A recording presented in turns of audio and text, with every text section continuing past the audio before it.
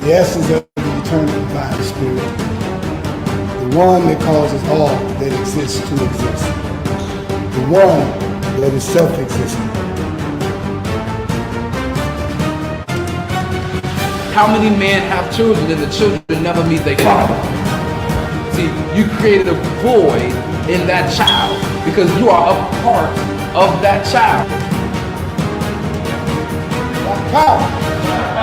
Black power! Black power! Black power! Black power! Since the opening has already been established, protocol is in place, I'm going to get right into it because I know we don't have a whole lot of time. Again, welcome to the Temple of Mercy Association. This is a house dedicated to the observance of God. I am the co-founder of this great movement. My name is Minister Omari Jahi Aten, and along with our founder, Minister Rahim Aten, and our First Lady, Sister Makita Aisha Aten, we have nurtured and grown this great movement to what it is today for the, like Minister Taharka said, for the past 30 some odd years. The title of my lecture today is Let Us Make Man Again. Man was already made once, but just like soap, I don't know where this is going, but just like soap, you know, today they have what they call new and improved. You know, but when I look at humanity, I don't know if that's an improved version. So I think that we have to understand what it is to make a man. And when I say man, please understand that I mean man and woman, because that's how God created us as one. And he called us both man. So the foundation of this, one of the foundations, I should say, that this movement is built on or built upon is based on a vision that our founder, Minister Rahim Aten, he received a vision from our creator that instructed him to find peace within themselves and then to teach others to find that peace as well within themselves. Peace of mind, brothers and sisters, is something that you can't go in the store and purchase. Peace of mind is a feeling of being safe and protected. You know, a lot of people get security systems in their home. And one of the reasons they get this security system is because they want to have some peace of mind. They want to have some peace of mind that their home is secure to the point to whereas when they're asleep, they won't wake up to somebody standing over them. You know, they feel safe, and this is a physical peace, and of course mentally you feel at peace. But now, what is the opposite of peace of mind? And then we want to look at, is this something that we're actually experiencing and living right now today, the opposite of peace? Let's look at this. Check this out.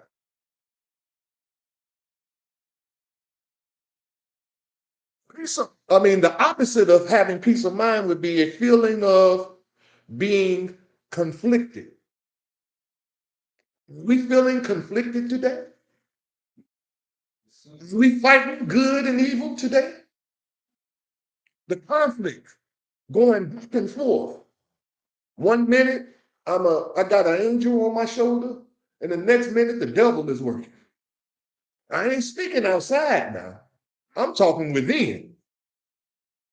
The internal angel, the internal devils that we are conflicted with, and then we have to deal with every day. But a lot of us don't even really pay attention to the fact that we are fighting a war and wonder why we call this a warship service. We are at war. But some people probably be like, man, People over there at Toma is crazy. We ain't at war. I beg to differ, brothers and sisters. We are at war. We are fighting within ourselves to be good when evil is so easy to be. You know, the opposite of peace is also being at war, being in distress, being agitated, being irritated. Are we experiencing this today, brothers and sisters? And if we are, then I can understand now why the Creator gave our leader, teacher, and guide a vision of finding peace within. That peace of mind that gives you that feeling of safety, that feeling of being protected. We can't even let our kids go outside and play because we don't feel at peace. We don't feel safe doing that. So how did we get this way, brothers and sisters? How did we get here? You know, the Creator gave me something, and we're going to talk on it a little bit later. It's called reverse engineering. It's a word that's been out forever. You know, white people use it all the time. Probably other ethnic groups, the Japanese, Chinese. You know, for some reason, we as Black people, we don't really. Well, I can't say we don't. We never heard of it, but we never had a reason to use it. Probably because we didn't know what it really was. But we're going to go into that in a little bit. But the main reason for us being like this is in the Holy Bible. Jesus spoke of it in the book of Matthew, chapter 24, verses 4 and 5. And we quote the scripture all the time, but I wonder if we really understand what the real value of it. Verse 4 reads, "And Jesus answered and said unto them, Take heed that no man deceive you. For verse 5, for many shall come in my name, saying, I am Christ, and shall deceive many." Excuse me. Now, deception, brothers and sisters, deception is a very powerful thing that we are. I mean, my last lecture that I gave last month was what was the name of it? What we've learned to live with? We've learned to live with the wrong. You know, and deception is one of those wrongs we've learned to live with. We've learned to live with the fact that people lie to us. We've learned to live with the fact that people aren't always what they seem to be or present themselves to be to us. We've learned to live with that. We've accepted that, you know. But when God created humanity, and when he created us in his image and after his likeness, which Minister Harker was kind of alluding to earlier, you know, because if you really read in the Holy Bible, you know, in the book of Genesis, there seems to be two creations that took place. One was where God created man in his image and after his likeness and gave them dominion. And the other one, he said that he made man from the dust of the ground and breathed into his nostrils and he became a living soul. I'm scratching my bald head now because I was led to believe that there was only one creation. But that's not my lecture. I just wanted to bring that point out. You know, like that talk show host used to say, what is his name? Thank you, man. Arsenio Hall used to say something that just make you say, You know, we're gonna drop that little nugget and we're gonna keep it moving. But look, truth is what God created us. He created us in truth and in righteousness. And in John, the book of John in the Holy Bible, chapter 8, verse 32. It said, ye shall know the truth, and the truth shall make you free. Well, let's just hear that verse, and they said, it shall set you free. It's actually make you free. Because, see, to set you free means somebody let you free. To make you free means you did the work and made it happen. You did it. You made yourself free. Make yourself free. And so, in this understanding of deception and falsehood, it's an act or statement that misleads. See, when you deceive somebody, you're misleading them. And the more I say this, the more I think I'd be hurting people's feelings. But I don't mean to. I don't mean to hurt nobody's feelings. I'm just speaking the truth about when you wow. Mm. Oh, the creative boy, he's something else, man. Ah, when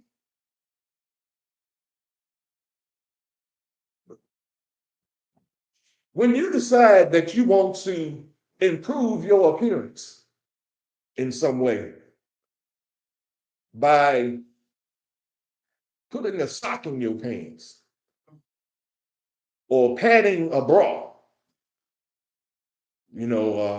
it's deception. When I see a lot of sisters with these eyelashes, they don't like their hair, how God made their hair, so they wear wigs. Or we get extensions.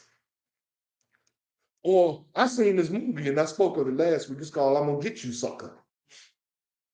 Whereas this brother, he took a sister home, and they were gonna do like most sinful folks do. They was finna get busy. And the sister went in the bedroom, and while she was taking her clothes off, she took her arm off, she took her butt off, she took one of her breasts off, and she had a false eye. Now, I'm sure this brother didn't think that's what he was getting when he brought her home.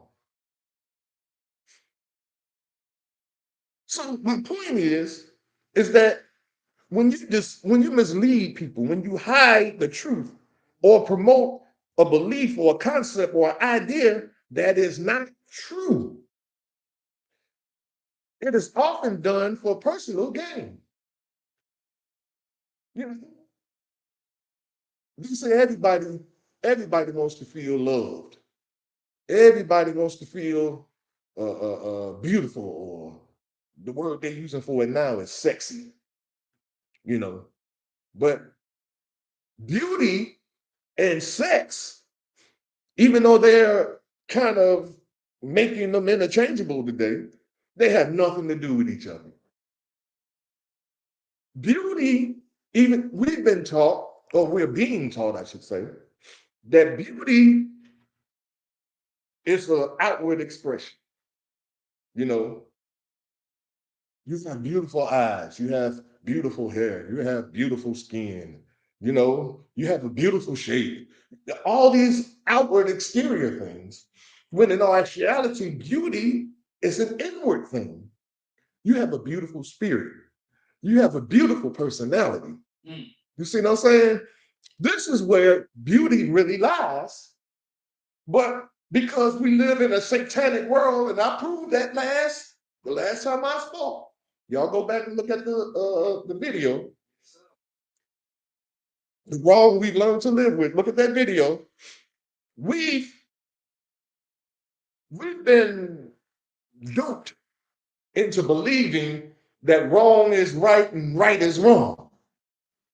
And so it's okay to mislead and hide the truth from people because everybody else is doing it. It's okay. But you have to understand, beloved, that God created us in truth. That means it's truth that drives us as spiritual human beings. Truth, not falsehood. So,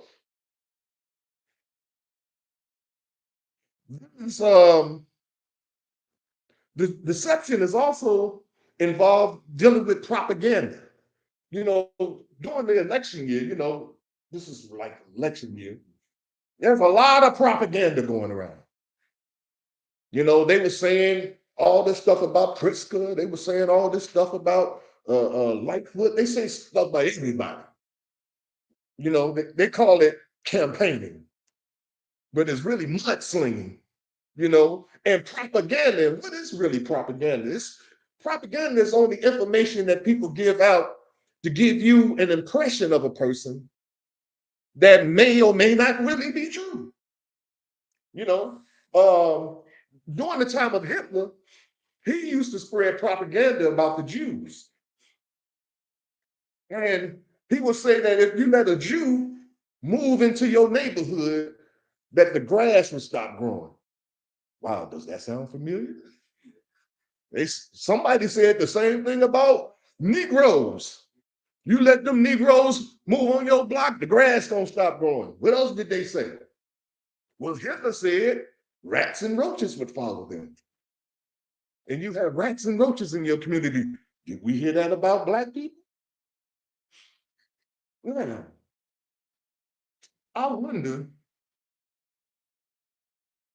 the same people that were wrongly done by Hitler now is using Hitler's tactics on somebody else.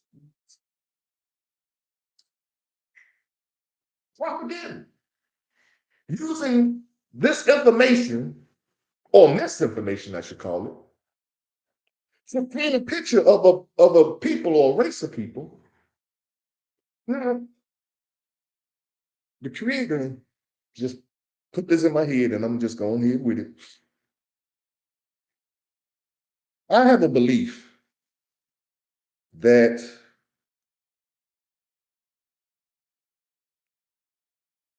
people that are victims of abuse, there's a large percentage of those abused victims that will in turn evolve into becoming a person that inflicts that same victimology on somebody else. Now, what am I really saying? I'll give you a perfect example. And for some reason, the world that we live in seems to understand it when it comes to other races other than us.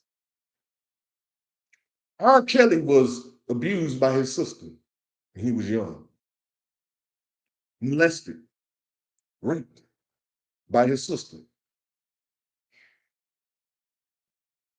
As he grew up, those tendencies, then he began to become the thing that he hated. He didn't like the fact that his sister molested him. He became a molester. Is that a sickness? It sounds like one to me. But for some reason, the rulers of this world, the people that make the laws, the people that run this country, seem to understand it when it's a white person. He's ill, he needs help. He needs to go into a detox center if he's an alcoholic or a drug addict. He needs to go and have some counseling, some kind of therapy. If the things that he's operating with is from a psychological perspective. But when it's us, therapy is not even an issue. They didn't even think about therapy for R. Kelly. And it's open knowledge. Everybody knew this. I hope everybody knew this because I didn't think it was a secret that he was molested as a child and never got any help. Now, how many people have become a predator and a pedophile simply because they were exposed to it as a child? And I'm saying that everybody that was molested becomes a pedophile. No, I'm not saying that. I'm saying that it happens. And if it happens, brothers and sisters, then we have to understand that it's happening and we have to put something in place in order to correct the wrong that has been done. This is again why, remember I said earlier, keep this concept in your mind and really study and research it. Reverse engineering. When reverse engineer something, you take a finished product. You don't know how it ended up like this. See, I'm gonna give you a better example. My favorite cake is a pineapple cream cheesecake, right? You ain't never had nothing like it in your life. I'm telling you. If you eat, I'm just like that. I tell you, the best cake on the planet. Pineapple cream cheese, right? I have no idea how to make one. I don't even know how to make a cake. But if I wanted to make a cake, I would start with a finished product, right? And to reverse engineer, you would start with, okay, I know I need pineapples. I know I need cream cheese, right? See, I'm going in reverse in order to figure out how to make the finished product. What else do you need to make cake? Eggs, right? I think you need eggs. Flour. I just know how to make a cake. I have no idea, but I think it's eggs and flour and vanilla extract or something. Is that yes? You know. And so if I've figured out all these ingredients is needed in order to make the finished product, I have just reverse engineered this pineapple cream cheesecake. Now, the only thing I have to do now is figure out how much did the person that made this used in order to get it to taste like it's tasting. So that means I got to do some experimenting. I might make 10 of these things before I actually get the right balance of pineapples or the right balance of the cream cheese or the right balance of eggs. All that stuff has to be taken in consideration. So if I'm reverse engineering pain, if I'm reverse engineering fear, we've already started with the end product, which is a person that's damaged because of pain. So to reverse engineer it, I know I left off the paper, Evan. I'm sorry. I can't help it, but this is what came up. To reverse engineer fear, you have to then look at all the ingredients that made up the fear. Seeing people get shot, hearing gunshots, I mean, there's so many things that go into fear. Being abused, being beat up in school when you were young, having your lunch money taken. You know, being made to believe that at any point on your job you can get fired for any little mistake. You see what I'm saying? Say again. Seeing your parents abuse or seeing one parent abuse the other. You see what I'm saying? It creates a fear. Now, in order to figure out or to know, because see, now we're not trying to reproduce fear. We're trying to now get back to where we were before all these ingredients were applied to the cake. Because see, I can put other things in the cake, and my pineapple cream cheesecake would be something else. You see what I'm saying? So I guess what I'm saying is, if I added all kind of other things to my pineapple cream cheesecake, walnuts, nutmeg, all kind of different stuff, I put, if I added all that stuff to it, and it messed up my pineapple cream cheesecake where it ain't pineapple cream cheese no more, then my reverse engineering would be to take the nutmeg out, but I got to know it's there. I have to get rid of the walnuts, but I have to know that it's there. I have to accept the fact that it's there. And then reverse engineering would be taking those things out so that now that once I do that, I'll be back to my original pineapple cream cheesecake. Let us make man again. See, we can make man again. All we have to do is take out the crap that Satan put in. This thing about sex, you know, I'll ask anybody, any Bible scholar, whoever, to show me in this book what God taught man and woman to have sex. I got $100. If it can show me, and I know people don't say, be fruitful and multiply. That's the crap everybody keeps saying. That means sex. That's what that means. Okay. Now we got a young man in the audience right now. How old is that young man? He's about 3, 4, something. Okay, he's 3. If I told that young man, be fruitful and multiply, is he gonna know how to have sex? So show me how being fruitful and multiplied turns into sex. It don't make sense, brothers and sisters. We have to think for a change. And if that's your only defense, and nowhere in here can you see where God taught man and woman to have sex, then how did we learn it? How did we learn to have sexual intercourse? In the beginning, they said we had on fig leaves, and no, we were naked. I'm sorry, we were naked.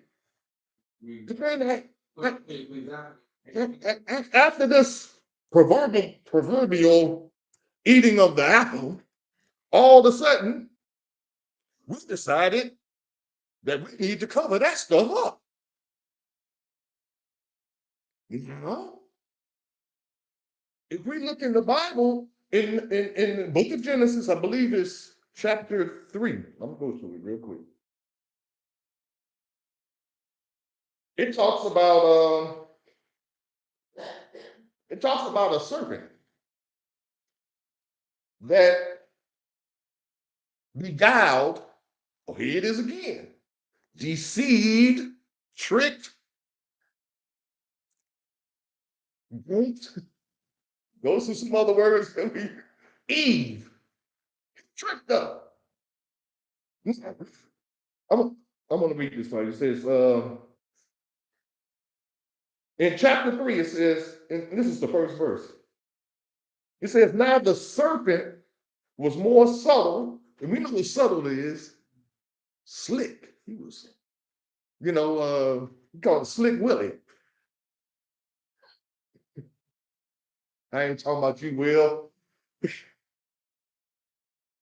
He was more subtle than any beast of the field which the Lord God had made. And he said unto the woman, let me stop right there real quick. Now, we all know that serpents don't talk, right? Serpents don't talk, even though as kids, we are programmed to believe that animals talk. Charlotte's Web, pigs, and Dr. Doolittle, all these animals talking, right? We've been made to believe that animals talk, but when we get a little older, we come to the reality, like we do about Santa Claus, but that's not my conversation. We come to the reality that it's not real. Animals don't talk. Now, They're talking about a serpent talking to Eve. Now, this don't make sense, but we let people teach and preach to us in this without question, saying, but if serpents don't talk, then how is this serpent talking to Eve? And the usual thing, well, with God, anything is possible. Back in the biblical days, they could talk. You wasn't there, so you just got accepted, right? But there's another option. You mind if I give you another option to what this really was about? Have you ever heard somebody refer to a person as a dog? That nigga a dog. Negro's a snake. Is he a real snake? Is he a real dog? He's exhibiting the characteristics of a snake, meaning that he's a slithery type nigga. He's don't give a, like dogs. Dogs will screw anybody, anything. Anything with a hole. That's the definition of a dog, ain't it? So if this was a person in the garden, this exhibiting serpent characteristics. It said he was soft. Serpents, forked tongue? Truth with one side of the tongue and then the lie on the other side, and they work together, causing deception. So if this was a dude, I'll be making real clear. There's a dude in the garden talking to Eve, right? Now, with that understanding, now let's read the rest of this and see if we can make any sense out of it. And he said unto the woman, yea, hath God said, ye shall not eat of every tree of the garden. And the woman said unto the serpent, or dude, we may eat of the fruit of the trees of the garden, but of the fruit of the tree which is in the midst of the garden, God has said, ye shall not eat of it, neither shall ye touch it, lest ye die. Okay, now let's look at this. They're talking about eating fruit from trees, right? Now we're talking about this forbidden fruit, which they say is an apple, right? Now think. This forbidden fruit is an apple whose logo is an apple with a bite missing. Come on now, y'all ain't making the connection.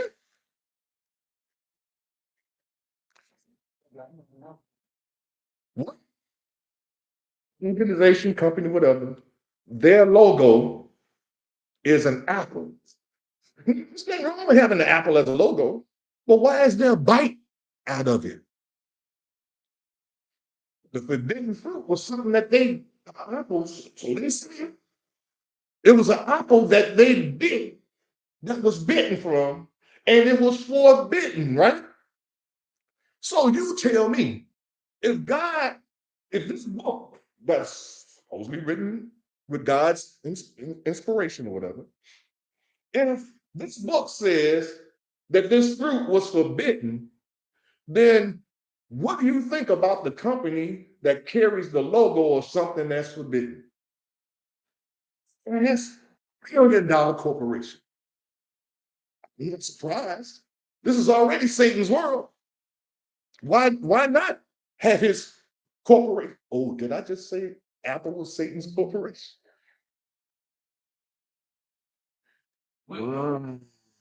Steve. You know what? I try to make sense out of stuff. I just take stuff for face value, what people tell me, and you can take what I'm saying for face value. Research it. I'm saying here that if there are trees, and Eve is saying that God said that they could eat from the fruit of the trees of the garden. Now, is this really about trees and fruit?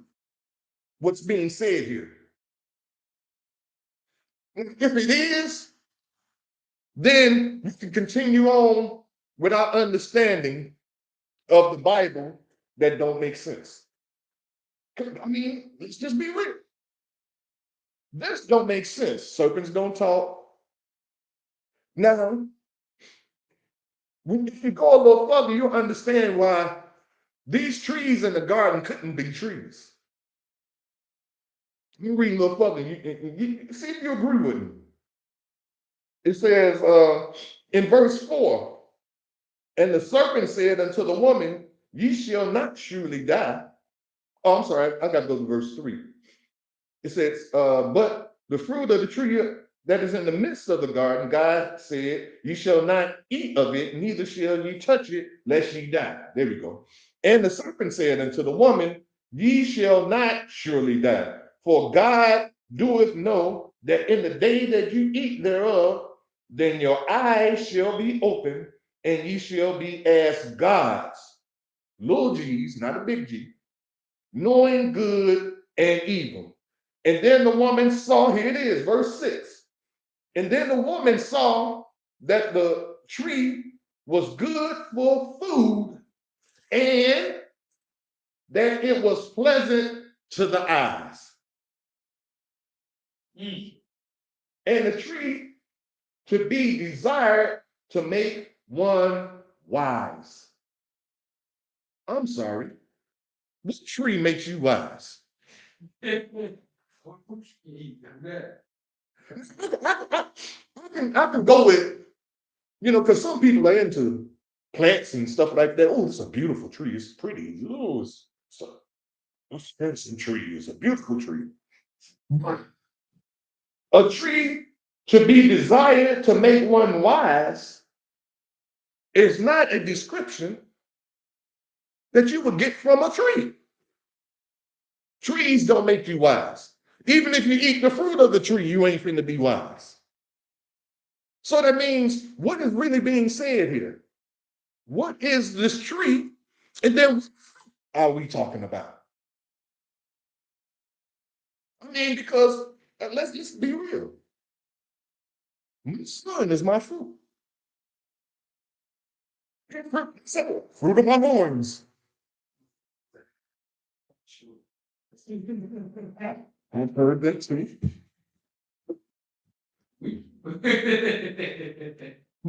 Check this out. Because fruit, because they're talking about something that you are consuming, that you are eating, right? Now, is fruit or food the only thing that you eat? You're eating right now. Yeah. Y'all eating my words. You either gonna eat them or you're gonna spit them out.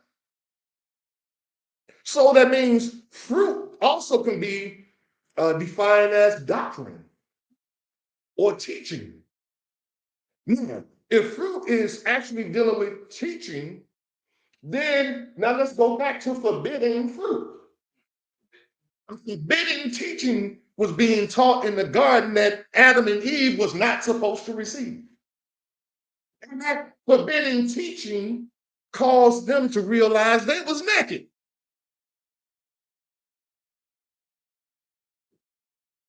We know what forbidden teaching was, don't we? It's right after it. Here come Cain and Abel.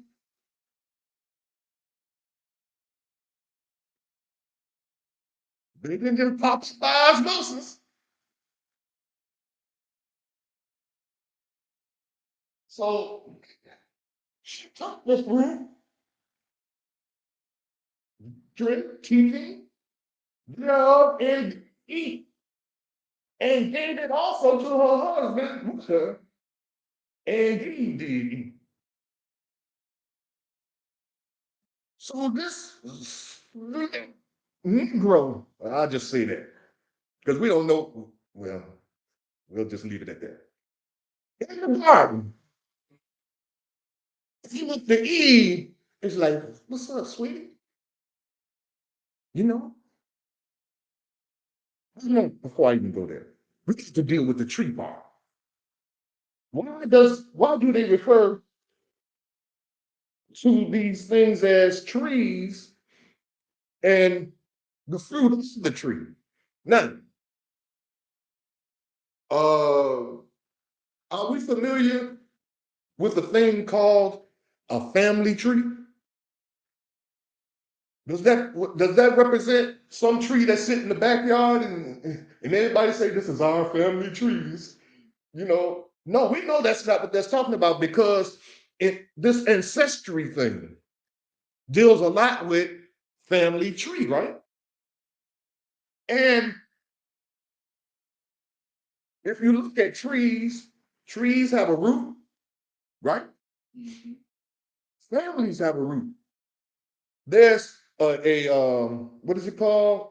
A patriarch or a matriarch of the family, and they, the oldest in the family, represent the root of the tree. Now, branches begin to stem from the tree. Y'all know from ancestry, they use trees as a mean to show you how your cousin is a branch over here, and you got cousins over there, and then they break them down into little leaves and all of this stuff, right? So now, if this tree in the garden that we're talking about, and God is telling Adam and Eve, you can learn from and be taught by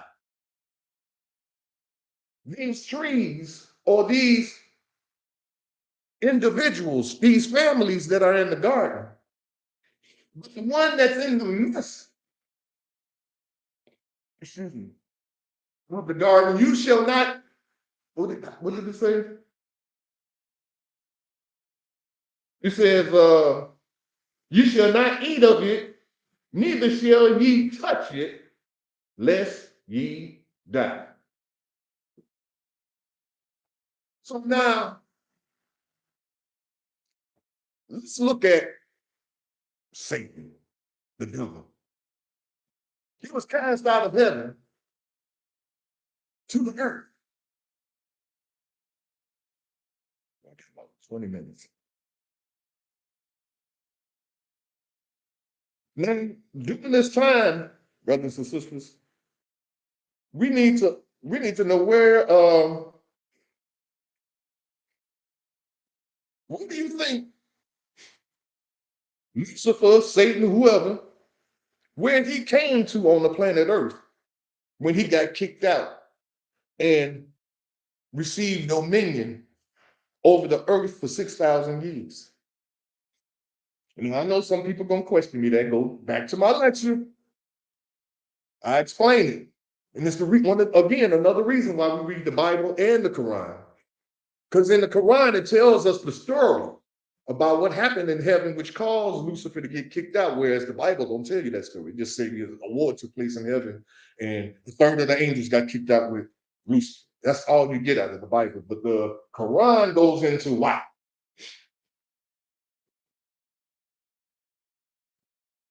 So, I was reading. In this tree, in the midst of the garden, because understand something. Like a bike wheel, we've all seen bike wheels, right? It's round and it has spokes, right? And all these spokes in the wheel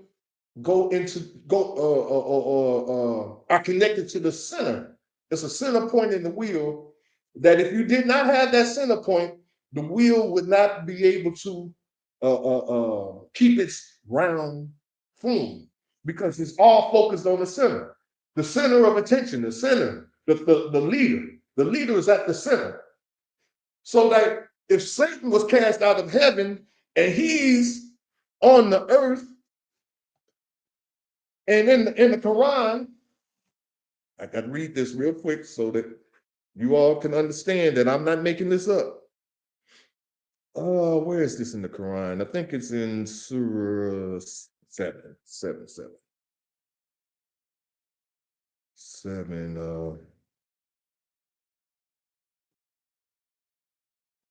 Give me a minute.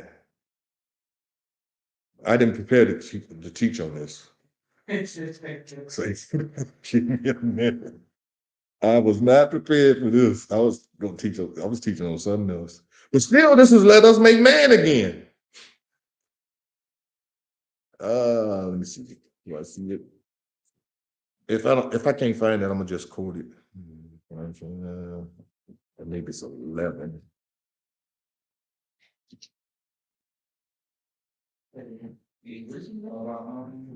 It might be 2. Wait a minute. I think it might be in 2.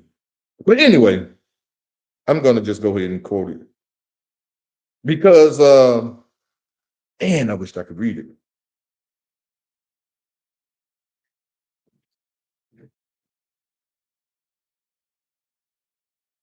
Okay, I don't know. The Quran teaches us that in heaven, God commanded all of the angels to bow down to Adam. And all the angels bow down except Iblis or Lucifer, whatever you want to call him. He refused to bow down. And then God asked Iblis. Iblis is the Arabic name again for Lucifer. And he asked Lucifer, why did you not bow down when I commanded you? Is it chapter 7? Beautiful. Thank you. I figured it was in 7. Sorry, I don't know. Surely you created. Okay. There we go. All right. So good. I'm glad you found this. I don't want them to think I'm making this up.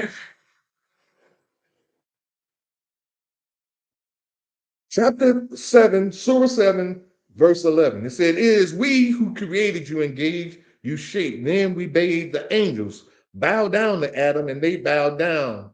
Not so Iblis. He refused to be of those who bowed down.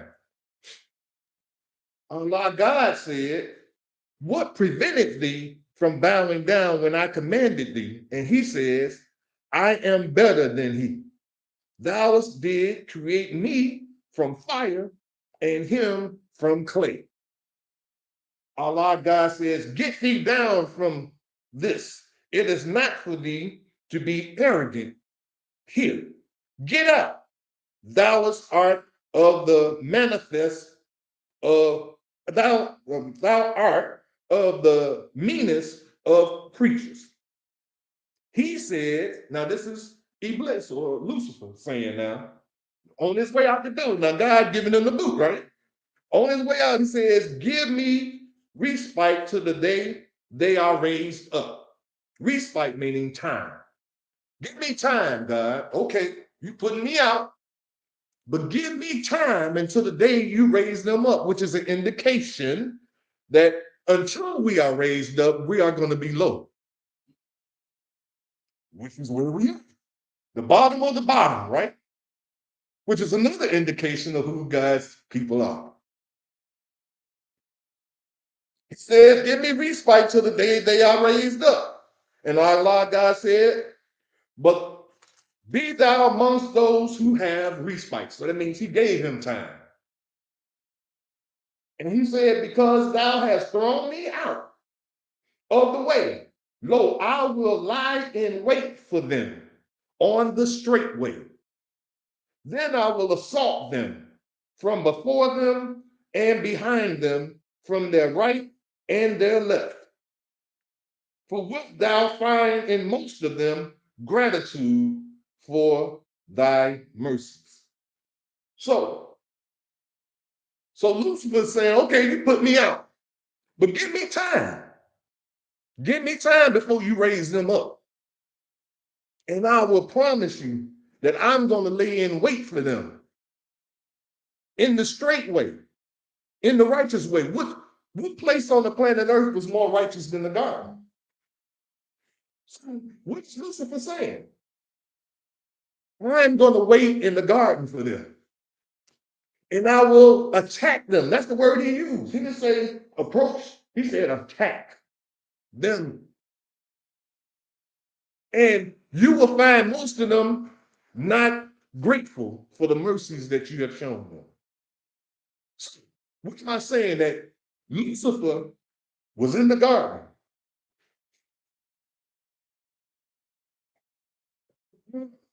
He, being the most subtle of creatures,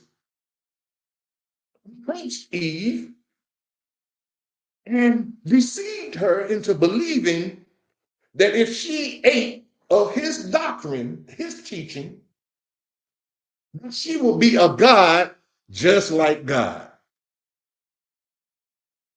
Now, do we see where this feminine equal, what's it called? This 50-50, I'm just as good as you. You're not no better than me because you're a man, I'm a woman, and we equal in this thing. Equality.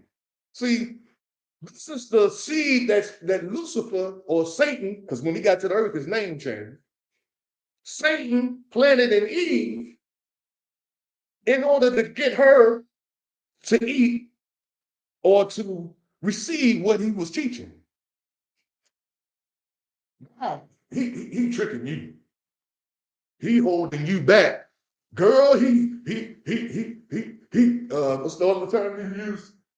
He don't want you to be great. He holding you back.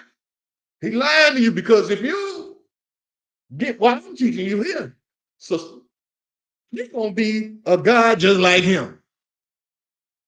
And she like, oh, and so this is the beginning of it. And we now everything from that point all the way up into now is us adding walnuts and pecans and everything else to our to my pineapple cream cheese cake. We added all this crap to my pineapple cheesecake now, and there ain't the pineapple cheesecake no more. We even say we can even be agree to say that black people are almost I ain't gonna say almost. We're more white than white people. More European than the European, right? So now, how do we get back to our greatness? We keep saying it. We're going to get back to our once greatness, when we were in the Nile, and the ancient Kim and all that stuff. That teaching is good. We can't use ancient Kim today with niggas. Niggas don't know nothing about ancient Kim. But we need to understand how a nigga was created. See, this is why my lecture today is let us make man again. Because I'm tired of niggas. So we need to reverse engineer this nigga back into a man.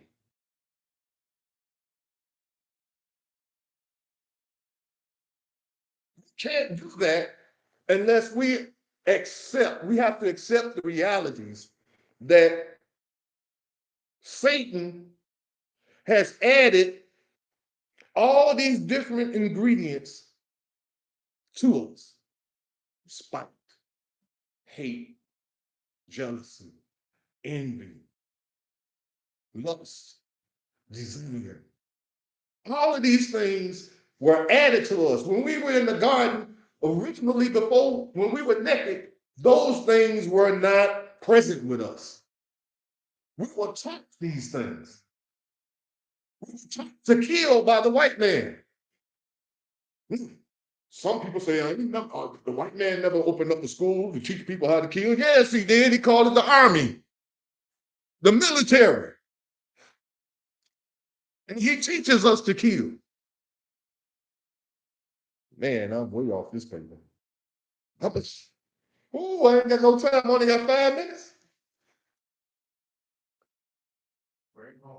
Well, there's one point I want to make before we get out of here. Because, see, In the temple and even with God, marriage, see, Adam and Eve, well, I ain't gonna go there. I'll just say this. Marriage is the recipe that begins the process of creating the black family, or the God-fearing black family. I'll put it like that. Marriage, not shacking up. Now, shacking up begins the process of creating the satanic black family. Y'all feeling it? 3 more? I got 3 minutes. Oh, yeah. Shacking up does that. Because see, there's no responsibility. There's no I've got to hang in here for the long haul mentality kind of thinking. You know, I even noticed this, that back in the days when we were black men and black women and we were getting married, our families were much larger. 10, 15 kids. You see what I'm saying? Now, what I'm going to tell you now is to show you why it's not like that anymore. Check this out.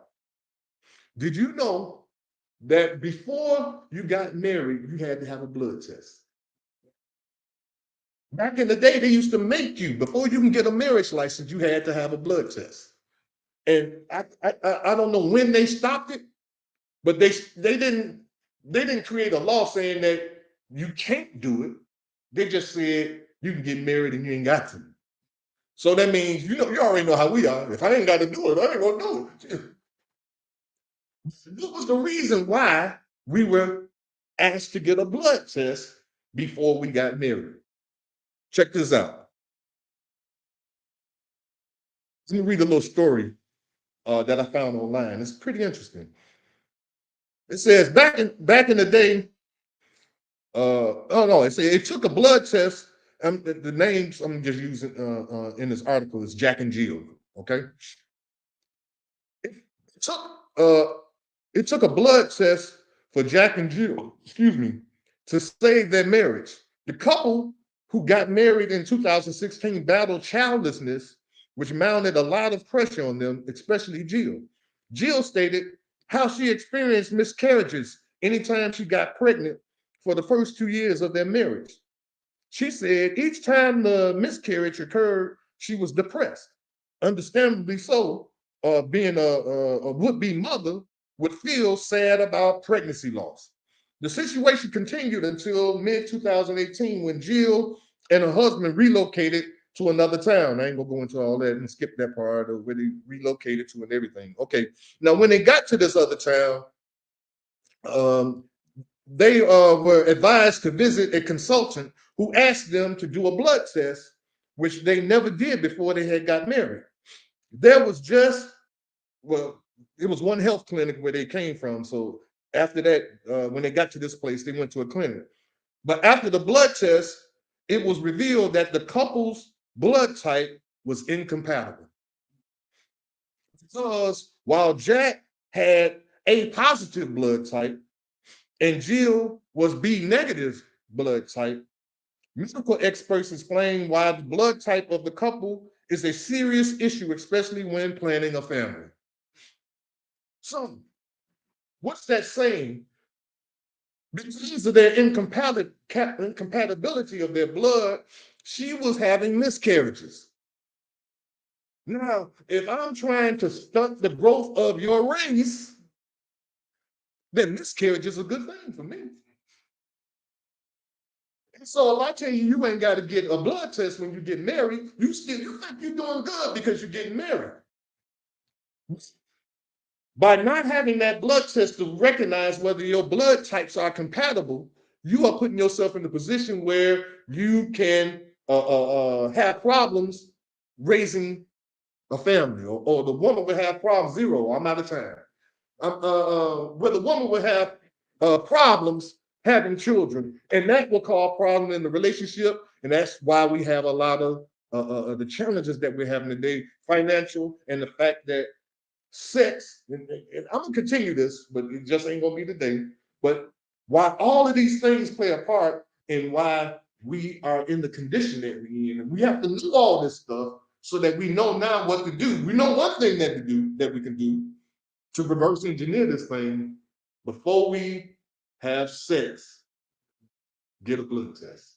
I leave you as I greeted you in the ancient but yet holy words of peace. Hotep Shalom, Assalamu Alaikum, Habaragani, Alafia, and Ashe. Peace. In the essence of the eternal divine spirit, the one that causes all that exists to exist, the one that is self-existent. How many men have children and the children never meet their father? See, you created a void in that child because you are a part of that child. Black power! Black power! Black power! Black power! Black power! Good evening, family. How's everyone doing this evening or afternoon? And if you're on Facebook land, it might be morning somewhere. I'd just like to begin by reciting our opening in the essence of the eternal divine spirit, the one that causes all that exists to exist, the one that is self-existent, the one who directs the sunships of millions and trillions of years, the one who's made time the seed of the universe. Known among the ancient Kemites or the indigenous people of Africa is Amun-Ra Aten. Among the Hebrews is Ansof, Yahweh, and Elohim. Among the Christians is Lord God and Jehovah. Among the Muslim and the Islamic world is Allah, the one God. Among the Rastafarians is Jah, Rastafari. We at the Temple of Mercy Association bear witness that all of these names refer to the same one eternal divine spirit, and it's to that essence and that essence alone that we give reverence and to whom we submit. We boldly proclaim that we, the descendants of those black men and women who survived the transatlantic slave trade, are the lost 13th tribe, born in North America, and we are of a Nubian Kemetic lineage. The blood of all the nations of the earth flow through our veins. I greet you in the ancient but holy words of peace, which are Hotep, Shalom, Assalamu Alaikum, Abaragani, Alafia, and Ashe. All the greetings and salutations in the various languages and religions that we happen to find black people in America involved in. And if you don't have a religious persuasion and you just come from the south side of Chicago like me, what's up, Joe? Today, my title is The Culture of the Believer. The culture of the believer. Because for some reason, I don't know about y'all, but there's so much talk about our culture as a people, and what is being defined as our culture is not the culture or the purpose that God created us for. Our culture, most commonly described in the media, is usually through entertainment, through the music industry. And most of the music, 99.9999% of what we are presented as our culture is a culture of death.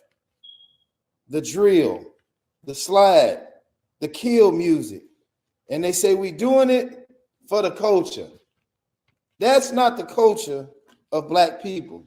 That's not the reason God said in the Bible, come, let us make man in our likeness and after our image.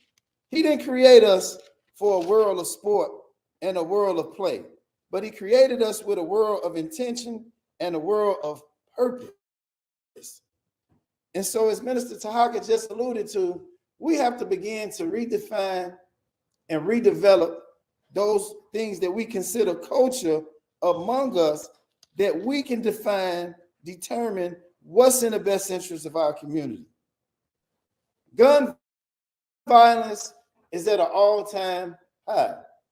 Almost every piece of music out by young people today is the use of some gun, the use of some drugs, and the misuse of some resources. And it seems to continue to perpetuate into our communities, but nobody really wants to connect the dots. Nobody really wants to go to the root of what's causing the violence in our community. In the past 2 weeks, we lost somewhere between 10 and 13 teenage children to gun violence. We lost young adults to gun violence. And we come out as a people, and the only thing that we can say is, Lord, I don't know what's wrong with these children. There's nothing wrong with these children because God made them. I'm going to say that again. There's nothing wrong with these children because God made them. The challenge and the problem that we have in our community is that someone else is influencing the behavior of our children in our community. It is normal for boys to fight, young boys. It's normal. It's a form of masculinity. It's a form of aggression that, if directed in the right manner, it would not lead to death. The challenge that we got in our community is that somebody opened up a flood of illegal, quick kill weapons of mass destruction in our community. There are no more 6-shooters, ain't no more single shot, 2-shot rifles. These children got access to 50-round drums, 100-round drums, 200-round drums. Who designed that and put that in our community? And created the condition for us to kill ourselves like this? Why is there no connection between the flood of guns in our community and the people that are making the guns? If we're going to get to the root of the gun violence in our community, we got to start with where the gun was made. I don't know about y'all, but I love watching the Blacklist with Raymond Reddington. And in many instances in this show, they would find out what type of weapon was used, trace it back to the manufacturer, find out who the arms dealers was that was selling that gun, and they can figure out who you sell that gun to, who had that gun, who would have access to these type of guns, and they would be able to pinpoint, it was this person, it was that person. Well, when are we going to be able to pinpoint who's doing this in our community? Why are not Black people coming against the National Rifle Association, which is continuing to push the use and the distribution of these guns in America, but yet we won't say one word about the National Rifle Association? We won't say one word about the alcohol industry, knowing that it's been taught to us by many people in the past, all the way back since the 90s, when Brother Mandrake was on the scene, that there were chemicals being put into the alcohol that cause violent tendencies. And we know that alcohol is the gateway drug to almost drug that we get addicted to. It's the gateway to violence and murder. If you grew up in the 90s like I did, when we got ready to go humbug with another block or another neighborhood, as young men always do, somebody always pulled out a bottle of Old English 800. And I remember one of the older guys used to call it the liquid courage. Man, you take your couple swings of this, you won't be scared no more. You won't see their numbers is bigger than ours. We'll be able to go over there, take that block down. Come on, man. Take a swig of this Old English 800. They call it the courage juice. And if that was going on in the 90s, and there's a distinct difference between the alcohol that Black children drink and the alcohol that white children drink, then we ought to know that there has to be some validity to the allegations that were made and the proof that Dr. Powell had put out in his book, 40 Ounces and the Thieves. And so we got to begin to look at it. We got to begin to analyze and do our own due diligence and research. Why is it that all of our alcohol has to have violent tendencies. We drink 211. Is that not the police code for homicide? We drink Coke 45. Is that not a gun? But if you live in a white neighborhood, the name of your beer is Goose Island. It's Killian's Red. It's pale ale. No connotation to death. It don't taste the same. It don't give you the same violent tendencies, but it does what alcohol is supposed to do. It does inebriate you, but you don't leave inebriated wanting to go pick up a gun and do something to somebody. So we got to begin to define what culture really is to our community and who's going to be in charge of what culture is going to look like. Thank God for Bill Cosby. He gave us a culture in the 90s of Black people doing positive things under the roof of a husband and wife and children, going to school and going to college and living a positive and productive lifestyle. While at the same time in the 90s, some other wicked enemy decided that it would be better for us to be boys in the hood, New Jack City, niggas with attitudes, and all of these other foul, defiled things that they wanted to introduce and call it our culture. We was old, dirty bastard. That was what they turned our music into and fed it back to us as our culture. Why am I continuing to harp on they? Because it is impossible to talk about the solution of Black people and talk about getting us out of the condition that we in and not have to bring up that hidden perpetrator that is perpetrating and providing the atmosphere for the murder and the death to take place. Minister Tarka said something a few minutes ago that is just mind-boggling. How is it that every year we say, oh, we only had 660 homicides, crime is down, and we go back to sleep? We turn the Facebook and the internet off, and we turn off the TV or close up our Sun-Times and our newspaper, and we say, ooh, thank God, it's getting better. But those numbers have been like that for how long? How many of us have been killed? There are nobody in our race that have the same degree of love or arrogance for our people as a Netanyahu, who said the fingernail of one of their privileged people was worth more than the entire Palestinian race. There's nobody in our community, there's no leader, there's no preacher, there's no teacher, there's no pastor, there's no prophet, there's no religion that believes the loss of Black life is now a challenge. The only time that we can speak about it is when someone comes against us personally, and now we want to attack that entity publicly. But we don't know that this has been going on. We don't know that Planned Parenthood been killing 30 million babies every single year, not just the year that Kanye quoted. We don't know that we can go all the way back to the book of the Bible where it says, come, let us deal wisely with them. Speaking of the children of Israel, lest they multiply, less chance they have of joining an enemy and coming against us. Who is us?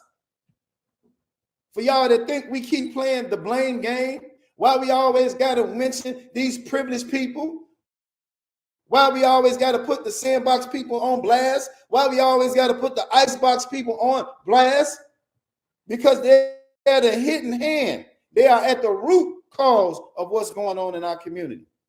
And if we're going to get rid of violence, if we're going to get rid of crime, if we're going to reduce the trauma of our people in our community, we got to go to the root of this problem. So Matthew chapter 13, verse 24, Jesus said, the kingdom of heaven is like unto a man which soweth good seed in his field. In the Temple of Mercy Association, Minister Rahim taught us that time was the seed of the universe. And he used the teachings of the Most Honorable Elijah Muhammad to expand our minds to know that the black man and woman have been on this planet 66 trillion years. That the earth has been here 72 trillion years. That the universe has been here 76 trillion years. Why is that important for us to have a time to be able to look at all of what's going on?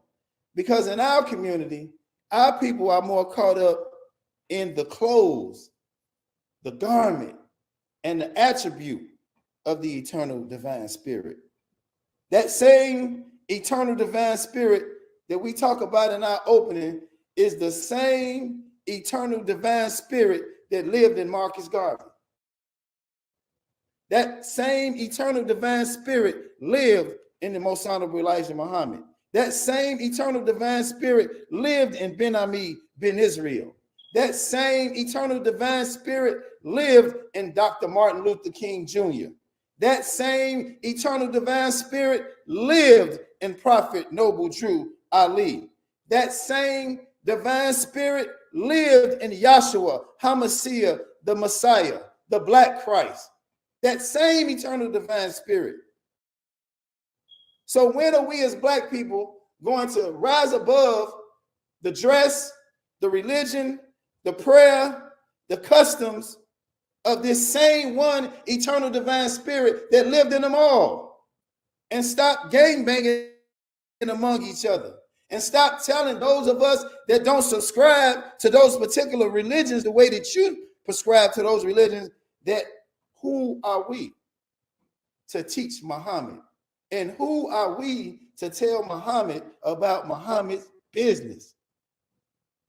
What type of arrogance is that?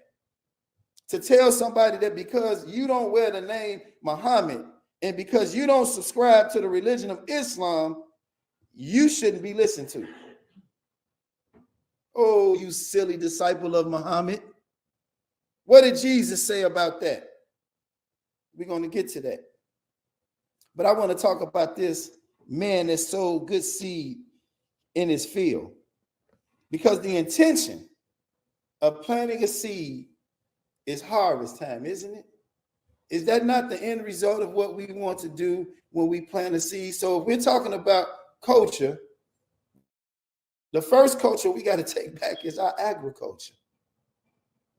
Because as long as we continue to eat the food that Satan is providing for us, the number of times that he's saying we need to eat it every day, we will no longer be able to be in shape to deal with fighting him and producing the man that God wanted to produce when he created us.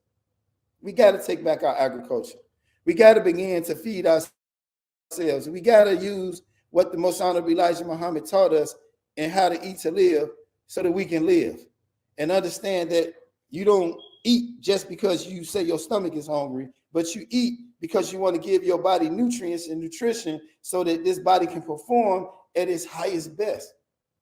Many people drive imported cars and fancy cars that don't require, you can't use the cheap 87 gas. You got to use the 93, or you got to add a special type of oil to your car, because if you don't, it'll drive, but it's not going to perform the way that it was designed to perform. And that's the same thing with these human bodies. Minister Rahim taught us to be a scientist in the laboratory of ourselves so that we can begin to see the miracle of God, so that we can understand and receive what God has for us. And so that's why we, in the month of December, practice the Ramadan fast started by the Most Honorable Elijah Muhammad, because he said the fast was started to help us not just subdue ourselves, but to help us not partake in the falsehood of Santa Claus and the death of Yashua Hamashiach, the Messiah. Notice he said the falsehood of. I just don't understand how long we're going to lie to our children about some fat white man in some red long underwear with cocaine under his nose, and his buddy standing next to him and snorted up all his cocaine, so his nose is red as ever. So when are we going to start telling our children the truth? But Matthew 13, verse 25 says, but while men slept, it says his enemy came and sowed tares among the wheat. Understand that for a seed to get to the point of harvest, the first thing that seed does is it splits and it sends a shoot down into the ground that forms the roots of whatever's about to take place. It says an enemy came and planted tares in the same field that God planted his seed in. And so if we want to get to the root of this situation, understand that the tare and the wheat underground at the root, they both look the same. Satan's whole understanding or whole so-called power that he has over us is to make things that are wrong fair seeming. He actually has no power. The tare can't destroy the seed, but the tare can serve as a distraction and a discouragement to keep us from meeting God's potential for us when that seed is planted in us. So the tare represents the infrastructure of racism, and the wisdom of waiting is like the opioid of faith, because you can't just go and say, there's a tare among the wheat, let's just go dig it all up and we'll be able to get to the tare, because the tare and the wheat at the root look the same. And so if you do that, you'll destroy the harvest. And so you just can't take black people and remove us from the influence of white people and think everything is going to be okay, because they've sowed some tares among us too. And as Minister Tahaka said, we become more European than the European in his thinking, because he is the number one murderer on the planet. He is the one in charge of nuclear weapons that can push a button and wipe off part of the face of the earth. Black people didn't create stuff like that. He is. And so we can't just uproot ourselves totally from white people and think our challenges will be gone tomorrow because we got all of their thinking in our head. We got all of their religious understandings instead of overstanding. All their religious understandings. So the most valuable seed that we need to plant is the seed called time. Because at the appropriate time, God will show us when harvest time is. And when harvest time comes, then you'll be able to take up the tares and the wheat, and you'll be able to distinguish what's a tare and what's a wheat. Because in harvest time, it doesn't matter as much, because the goal is to take the harvest and to get the fruit from the seed that's planted. But at that time, you'll be able to distinguish the two and take the tare and put it in a bundle, and you'll be able to burn and get rid of it while you'll be able to receive the fruit of the harvest that God is planting. Well, what is this harvest, or what is this fruit that God is intended for us? God intended for us to do three things. He intended for us to do and to follow his commandments. He intended that, and through that process, that we will become like him, because we were created in his image and his likeness. And then the third thing is for us to reproduce him in other people. So we have to begin to re-educate, to retrain youth and young adults to do what? To have some positive moral values, because we don't have values anymore. Morality is not something that's being talked about in our community. The moment you point out anything about anybody, they become sensitive and hyper aggressive and want to beat you down and fight you and tell you why you want to shame me, and as if shame is a bad thing now. When I was growing up, that's all you heard. Boy, you to be ashamed of yourself. You know your mama raised you better than that. And right then, the shame would sink in, and you would begin to feel some type of remorse. And everything that they said at that point, you would take in, and prayerfully, it would lead to a difference in your behavior. And somewhere in that process, you knew that some type of punishment was going to come with that too. So most of the remorse wasn't just because they shamed you, but it was because you knew the consequence was coming for embarrassing this family. For letting that woman have to come down here and tell me about my child, and you knew you did it and didn't come tell me first. Or was I the only person who had a mama and a grandmama like that? But the purpose of culture,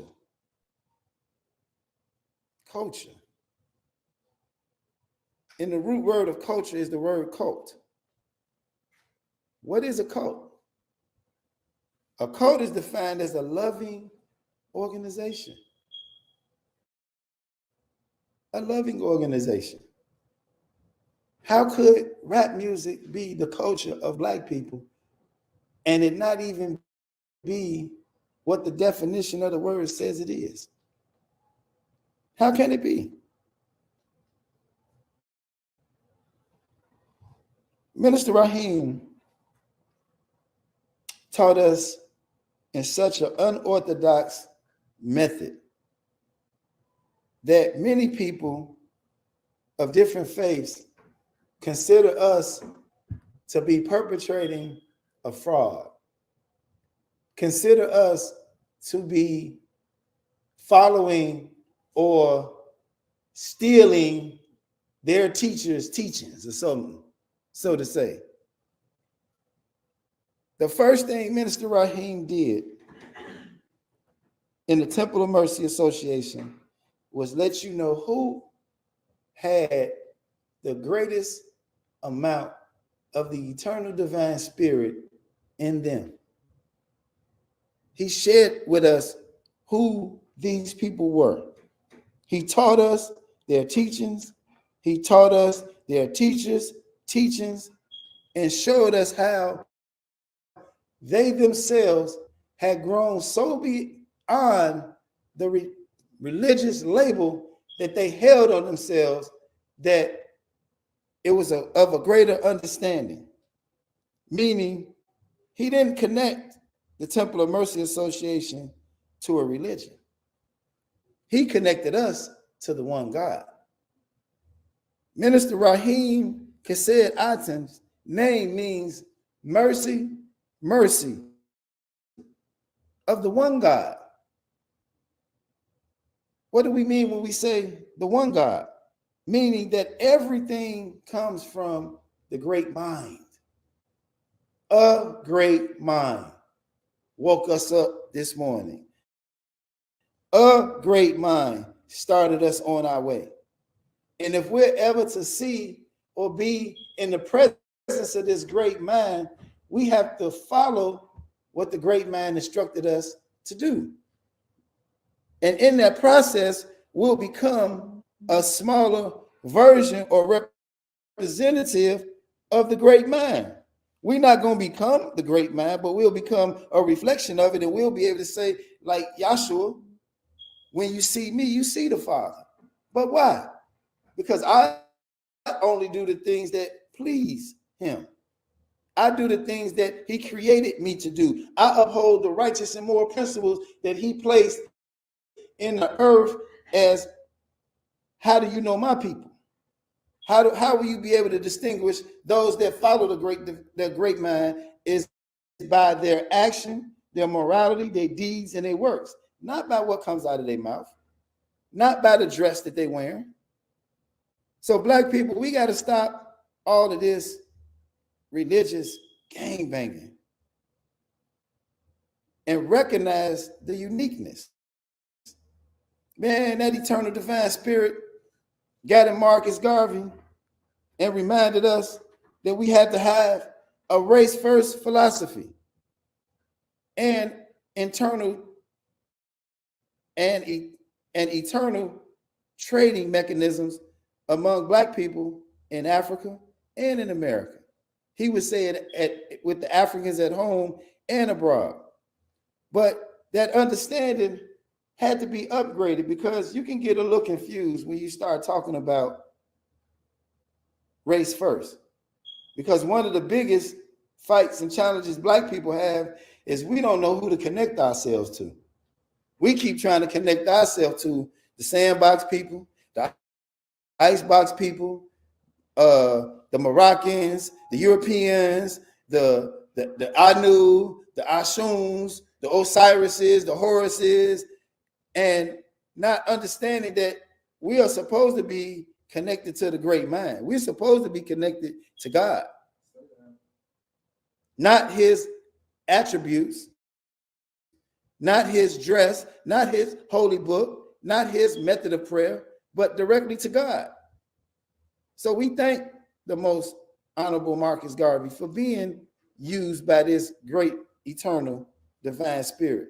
We thank the most honorable Elijah Muhammad for receiving the knowledge of self, how to eat, to live, and do for self from the eternal great mind. We recognize and accept Ben Ami Ben Israel of the African Hebrews of Jerusalem for that divine spirit living and dwelling in him. We honor and respect Dr. Martin Luther King for his struggle for civil rights and eventual transformation to economic and political empowerment. We thank that eternal divine spirit for him accepting and raising up Prophet Noble Drew Ali to remind us of our nationality, birthright, and creed. We thank the eternal divine spirit for Jesus, Yashua HaMashiach, the Black Messiah, for reminding us of our anointing and our salvation and our purpose for life, which was to fulfill the law of God. We thank him and recognize each one of these people's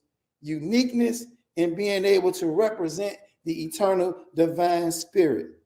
But we do not and we will not take one of these above the other. Say that. Muhammad is not better than Jesus, and Jesus is not better than Muhammad. Based on whatever title or situation that you want to put on them and saying who's better. Just the thought of saying I'm better than my brother brings you into the understanding of becoming Satan, because that's how he was created. When the gods created Adam and they asked Iblis to bow, and everybody bowed but Iblis, because Iblis had the audacity and the arrogance to stand up there and say, I'm better than him. I'm made of smokeless fire. He's made of mud. Why should I bow to him? And that's the same arrogance that Black people got today. And in the Temple of Mercy Association, we got to suffer on all sides, standing up and defending the life, the legacy, and times of these honorable men. We're not Muslim. We don't wear the name Muhammad, but we subscribe to the teachings of the most honorable Elijah Muhammad. And because we do, we automatically inherit the enemies that want to come against and wipe this man out of history. Not only that, but we got to endure the members, not all, but some of his members who think because we don't wear the name Muhammad and we don't accept Islam, that who are we to even teach about the most honorable Elijah Muhammad? Because if you really understood the most honorable Elijah Muhammad, you would be in the nation. Well, when I read the book, it said message to the Black man. It didn't say message to Muhammad. It said message to the Black man in America, and in the Temple of Mercy Association, that is our sole duty, is to the Black men and women in the hells of North America, not all over the world. We have a specific assignment and a specific duty to be here to resurrect those chosen people of God that got all the nationality and blood of everybody on the earth flowing through their veins, because God is creating a 13th tribe right here in North America. And so that's why we don't subscribe to your particular religions. But that don't mean we're not going to take the teachings of the eternal divine spirit that came through that person. It's not yours. Some of us think when we gain a knowledge and understanding of God, it's ours.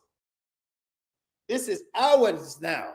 And we want to hold on to it and keep it to our chest, and only those that come under your particular persuasion, religions, and pay their tariffs and tithes and what am I trying to say, zakat, then now you're a true person under Islam.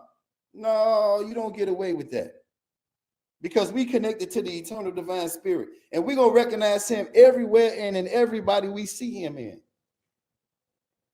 And we can never thank the Creator enough for placing his eternal divine spirit in our leader, teacher, and guide, Minister Rahim Kased Aten, so that we can rise above these petty differences and understandings among religion, so that we can see from the thinking of God and what he intended to create it, and how his children are all over the place, scattered, holding on to a piece of his knowledge and not really having the whole picture, and can't see the whole picture, because every time we find a piece of his knowledge, we want to take the one that we had before that and throw it away.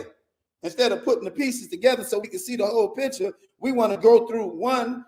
We might start out Christian, learn about Islam, so we throw the Christianity away, and then we learn about ancient Kemet, then we want to throw both of them away, because we start to begin to believe that people are plagiarizing, and this is the same story happening over and over again. They must have stole our history. That's why Minister Rahim taught us that the earth been here 66 trillion years. They all lived. It all happened. Cycles and things continue to repeat themselves. And so regardless of how they might have tricked us in these books, because you get some people who don't want to understand the eternal divine spirit because they say, y'all quote them books too much. Well, these books represent him. But when you got a direct connection to him, you can take these books and throw them in that garbage over there, and God can still use and speak through you and give you the same thing in these scriptures. These scriptures are supposed to bear witness to you and show you how far you are either on the path or off the path. And if you are a believer or a disbeliever, because it's going to show you through the character and attitude of those that walk before you which side you on. So that's why these books are important. That's why scripture is important. That's why we got to come and read our Holy Bible. That's why we got to take our Holy Quran and read them, because Minister Rahim said one represented 180 degrees of knowledge and the other represented 180 degrees of knowledge. And if you put them together, you'll get 360. Add your 5 senses to it and you will have some damn sense.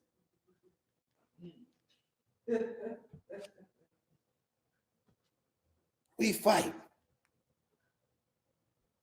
Every time we talk about the enemy, somebody in his religious cult want to come against you. So now we've become whores to religion. Don't talk about the sandbox people, because they represent Islam and we represent Islam. And so when you come against them, you come against the teachings of the prophet. And the Quran told us we're supposed to behead people that come against the teachings of the prophet. No, we're not coming against the teachings of the prophet. We're actually living the teachings of the prophet and uncovering the enemy that's hiding behind these religions and doing his dirty work and destroying our people. So black people, if you want to know the solution, unity starts in alliances and building solidarity among the nations of gods on earth, with all of these different religions that happen to be number one in America. The Garvey understanding, Elijah Muhammad and his Islam. And I hope I don't offend nobody by saying his Islam, because, well, I'm sorry, we just so happen to be pro-black, and we just so happen to be black nationalists. And the Islam that he taught said the black man is God. That's a race first philosophy, a race first philosophy. He said every time you look at the black man, you see God. Well, the religion of Islam won't even give the prophet a color, won't even tell you what he looked like. but we know we black. We're going to study and understand our relationship to Abraham, Isaac, and Jacob, and that we are the original Hebrews or the original Jews, and that these so-called Johnny-come-lately Jews, who even call themselves Jews, can't be of the lineage of Abraham and Israel because of the language that they're using, and that the J has only been in existence 500 years. You can't be the original using an alphabet that got here yesterday. The Hebrew religion didn't start yesterday. You stole somebody's birthright. You stole somebody's nationality. You stole somebody's land. And you stole somebody's inheritance. But that's all right. We're not going to fight you over the land, because we know the book teaches us that the earth is ours and the fullness thereof. So wherever we step feet on 2 feet, topsoil of God's good earth is ours. You're not gonna get us caught up in the fight about going back to nowhere. No, we own it all. We ain't got to go back to Africa. We own that too. But we own America. We own Europe. We own every part of this planet, because that's what God gave us as a home. And so I'm hoping that something I'm saying is like the kingdom of heaven and the man who sowed good seeds in his field, because I'm sowing these seeds into the minds and the hearts of those that are under the sound of my voice and those that are listening on Facebook, because we have to understand who we are. We got to have and develop some type of race esteem that is among us.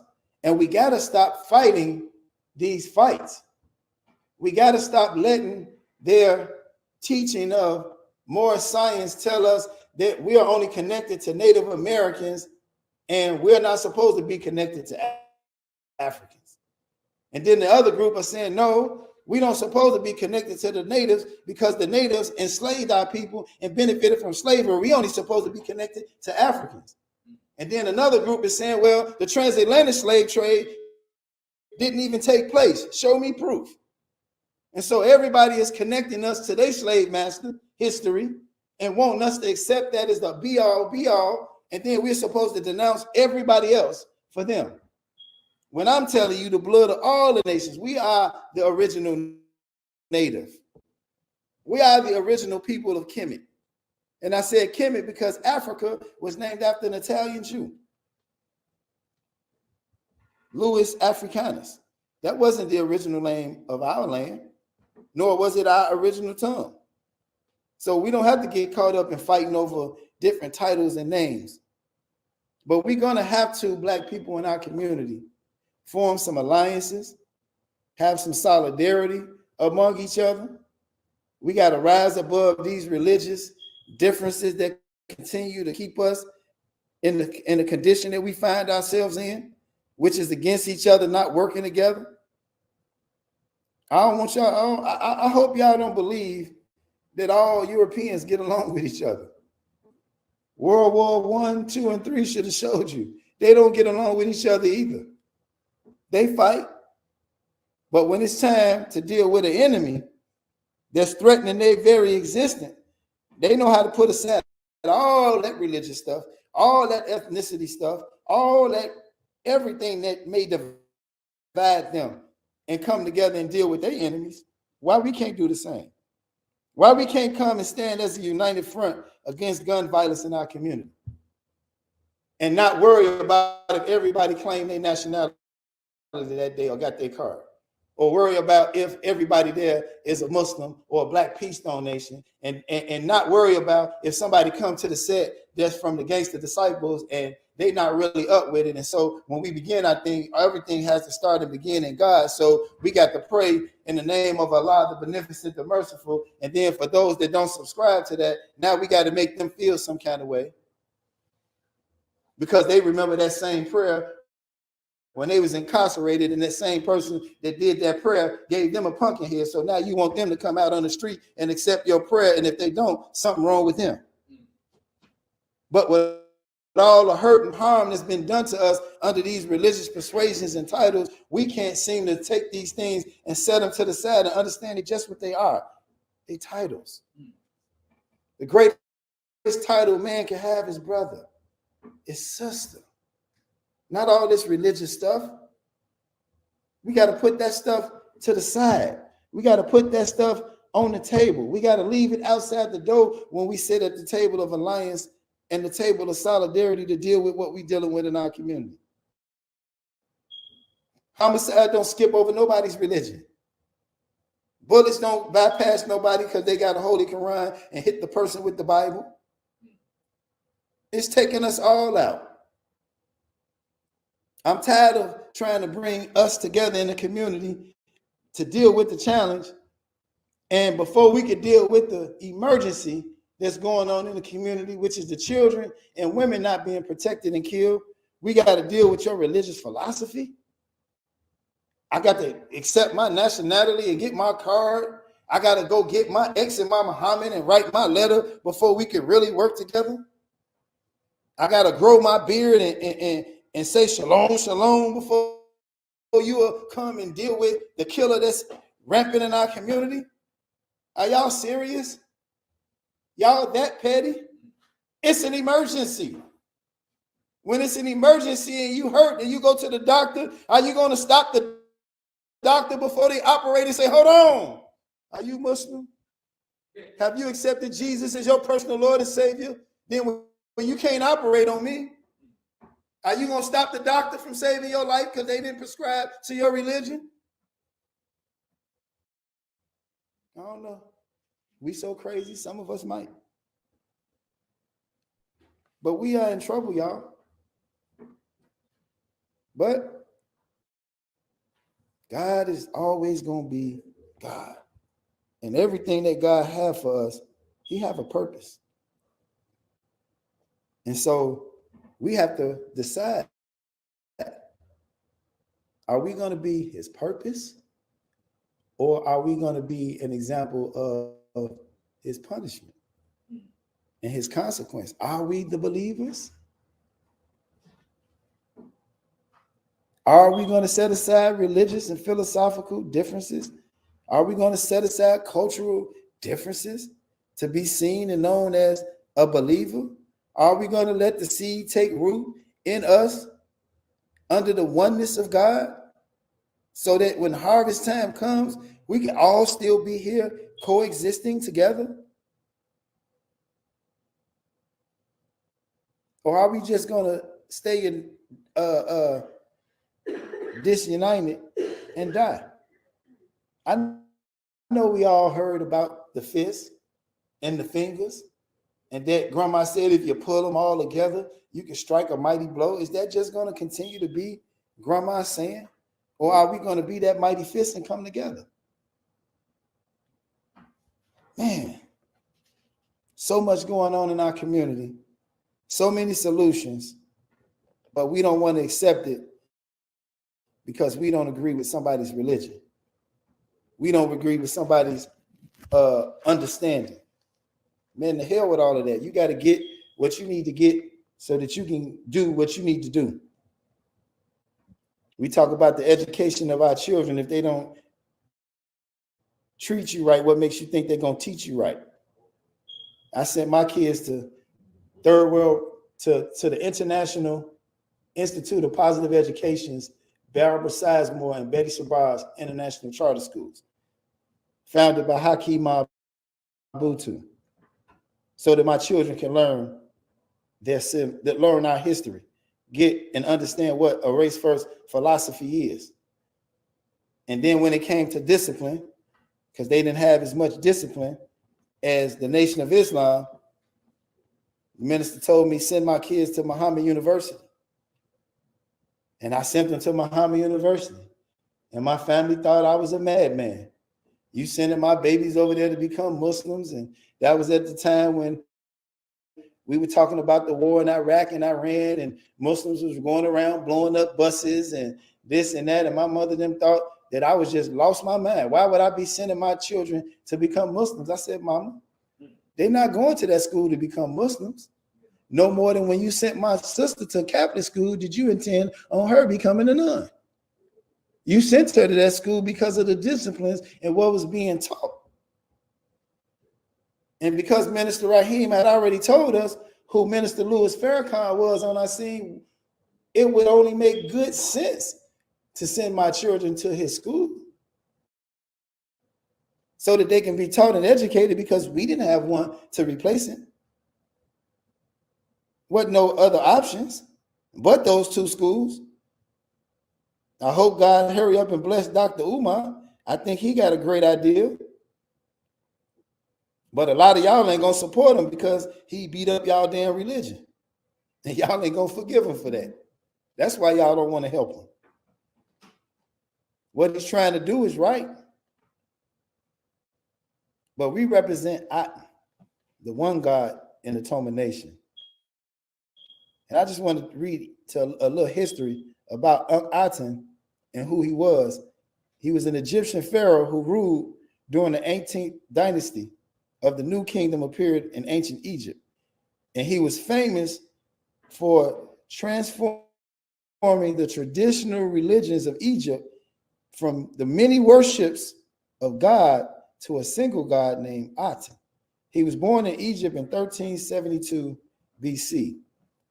Once he became pharaoh, Aten decided to reform the Egyptian religion. For thousands of years, the Egyptians had worshipped various gods such as Amun, Isis, Osiris, Horus, and Thoth. Don't that sound like today?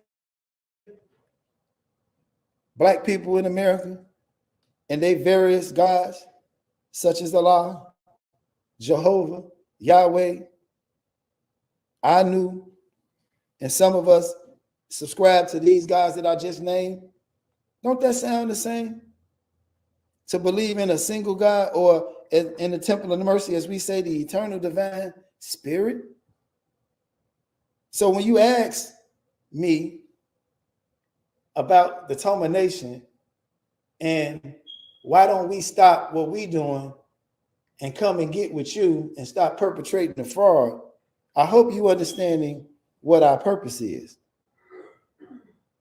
Rahim Kasedatin is the mercy of the one God. And I'm telling you right now, black people need some mercy. Grace is gone. We out of time. We in the book of Revelation. All y'all still running around talking about prophets and prophecy. Ain't no more prophecy. Prophecy has been fulfilled. You either a believer or a disbeliever, and you either gonna get the punishment or the wrath of God. And just like the tares and the wheat, when you get your butt whooped, sometimes they look the same. But black people, when you get your butt whooped, you better understand that when God whooping your butt, like your mama used to tell me, this is hurting me more than it's hurting you. I'm grown, I understand that now. I thought my mama was crazy when she said that to me. You're gonna whoop my butt and it's gonna hurt you more than it hurt me. Really? When I'm the one catching these belt whips. But it's the truth. God only chastises those whom he loves. So we got to come back to the understanding of the one God. That's why we have the Temple of Mercy Association, an all-inclusive, black conscious, righteous movement dedicated to the social, spiritual, and economic upliftment of black people. And I don't think it's one religion that I named or one group that I talked about that don't have that as one of their goals or one of their aims that they seek to have happen. We want the upliftment of black people. We want the protection of our women and children. We want to control the distribution and market share of what comes into our community, because we know to control market share means that we're going to control the currency and circulate it so that we can create the necessary jobs to get rid of the 93 unemployment percent rate among 24 to 30-year-olds. That's the most dangerous group. That's the group that's out here being killed because they're out here partying all the doggone time off of these drugs and alcohol. And that's the group that's being killed because they're not at work. If you was working like you were supposed to be, some of this trouble we wouldn't get in because you wouldn't have time to get in trouble. You wouldn't be worried about your safety and walking around with a 100 clip in your pocket. So the Temple of Mercy Association is here. We located at 616 East on 71st Street. You can join us here on Sundays from 12:30 to 2 in person. You don't have to just watch us on Facebook, but if you are watching us on Facebook, I want you to like and subscribe to our page so that you can get the notifications about what's going on in this movement. And if you agree with what I told you before, which is the social, spiritual, and economic upliftment of Black people, you know it takes finance to uplift a nation. And so we ask you to see our Cash App and our Givelify donations in the chat. And if God so put it on your heart to donate to us, we ask you to join the Toma Nation. You don't have to have a religion to be a member of the Toma Nation. And if you got a religion, you can bring it in here as long as you're not going to use it as a divisive tool to get at somebody else, because we believe that all these religions represent a fraction of the truth of the knowledge of the Creator. And I don't know what school y'all went to, but the school I went to taught us when you want to add fractions, you got to find a common denominator. When you want to add fractions, you find a common denominator. Anything else ain't a God. So join us each and every Sunday at 12:30, 616 East on 71st Street. Donate to our Cash App or our Givelify and come be a part of the solution that you want to see. Help us to build these alliances and solidarity among our different groups and brothers. Because we love the Most Honorable Elijah Muhammad. We love the Honorable Marcus Garvey. We love Ben Ami Ben Israel. We love the Prophet Noble Drew Ali. And we love Yashua HaMashiach, the Messiah. Some call him Jesus. We love all of them because we come from all of them. And all of those are our brothers. The eternal divine spirit is our Father. And we're all God's children. So we're not going to be divided among somebody's religious persuasion and understanding and label and titles that they want to put on us. We're going to unite. We're going to do everything we can to protect and save our women and children and our communities. And we're going to help reduce some of this trauma and violence in our community. And we're not going to go to the root of the problem. We're going to tell you exactly what's going on, exactly who's doing what. And we're not going to be afraid to tell you what's going on. We've been saying since the 90s, since we began, what Kanye just told y'all. We've been saying since the 90s what Kyrie is coming into the knowledge of, that we were the original Hebrews. We the original people under the light of the sun. And for all of y'all that think that we're a member or a follower of Albert Pike because you see this compass in this square, Albert Pike is not our father. The masonry that we subscribe to don't come from Europe. The masonry that we subscribe to comes from ancient Kim, and it consists of 7 degrees. It's not the Knights Templar. It's not the 32nd or the 33rd, because those are the degrees that Albert Pike, under the Ku Klux Klan, initiated and created. And that was the terror among Black people that he put in so that he can meet us on a level while he take his people to the 33rd degree and tell them that we have, as far as possible, extinguished every avenue by which light can enter into the slave's mind. We have him now on the level of a beast. And as long as he stay on the level of a beast, we should be safe. Only beasts fight over religion and not use it to uplift some people. So no, we are not the children of Albert Pike, because you see this square and compass, but we understand that masonry, in the beautiful system of morality that it is, and all of how it's veiled in allegory and illustrated by signs and symbols, it is definitely a tool that's going to help us unite Black people, because we understand that each one of those degrees in masonry represents the majority of these religions that we talked about. And so that is one of Minister Rahim's efforts to bring unity to the Black community. I thank you for listening. I leave you as I greeted you in the ancient but yet holy words of peace, in the languages of our forefathers, in Hotep, Shalom, Assalamu alaikum, and the Baragani. Peace. In the essence of the eternal divine spirit, the one that causes all that exists to exist, the one that is self-existent. How many men have children and the children never meet their father? See, you created a void in that child because you are a part of that child. Black power! Black power! Black power! Black power! Black power! In the essence of the eternal divine spirit, the one that causes all that exists to exist, the one that is self-existent, the one who directs the sunships of millions and trillions of years, the one who made time, the seat of the universe. He's known among ancient Kemites or Egyptians as Amun-Ra and Aten, among the Hebrews as Ansof, Yahweh, Elohim, among the Christians as Lord, God, and Jehovah, among the Muslims as Allah, the one God, among the Rastafarians as Jah, Rastafari, among the Yoruba tribe as Olodumare, Obatala, and many other Orisha gods. But I bear witness that,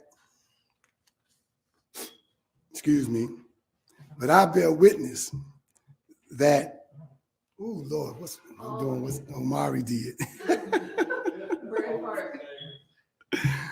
I bear witness that all of those names refer to the same one almighty divine spirit. And it is to that eternal divine spirit that I give reverence and to whom I submit. I boldly proclaim that we, those children of those Black men and women who survived the transatlantic slave trade, is that lost 13th tribe, born here in North America, and that we are of a Nubian Kemetic lineage. I further proclaim that the blood of all the nations of the world flow through our veins. I greet you all in the ancient but yet holy words of peace in the languages of our fathers, of Hotep, Shalom, Assalamu alaikum, Abaragani, Alafia, and Ashe. All greeting words and salutations of peace in the many different languages of our fathers. I greet you in peace. Welcome, welcome to the Toma Nation. As you heard earlier, we're located at 616 East on 71st Street, right here in Chicago, Illinois. I am Brother Minister Rahim Aten. I'm the founder of this great movement, but yet, along with our co-founder, Minister Omari Jahi Aten, and the First Lady of this movement, Sister Makita Aisha Aten. And today, I know that a lot of you people are celebrating something that they call Christmas. I will not spend my whole lecture talking about the Christmas celebration. The title of my lecture is Mary, Jesus, and Why Were They Sent Here? Ladies and gentlemen, this particular lecture is for your third eye only. So if you are not ready and have not opened that pineal gland or that third eye, you will not get the message. And so I want to start here so we can get an understanding that the Creator and what He's given to us, and when I say us, I'm talking about His messengers, could sometimes be a little bit much for some of us to receive. But I'm asking you to open up your heart and your mind to receive what you are about to hear. And again, I want to say this, that my lectures are basically for black people, but yet others will hear it. But I'm for black people first. And I want to start off again by saying the black man is God. The black man is God. The earth is at least, brothers and sisters, 66 to 78 trillion years old. The Old Testament, brothers and sisters, is 4,000 years old. The information is from 4,000 years ago, and it's been around that long. And the New Testament is 2,000, a total of 6,000 years. Now, Satan, or the white man, is to rule for 6,000 years. All of the millions and trillions of years before the start of the 6,000-year reign of Satan, before then, all them trillions and all those millions, black people were the only people on this planet. Now that's a long time before we start that 6,000-year epoch.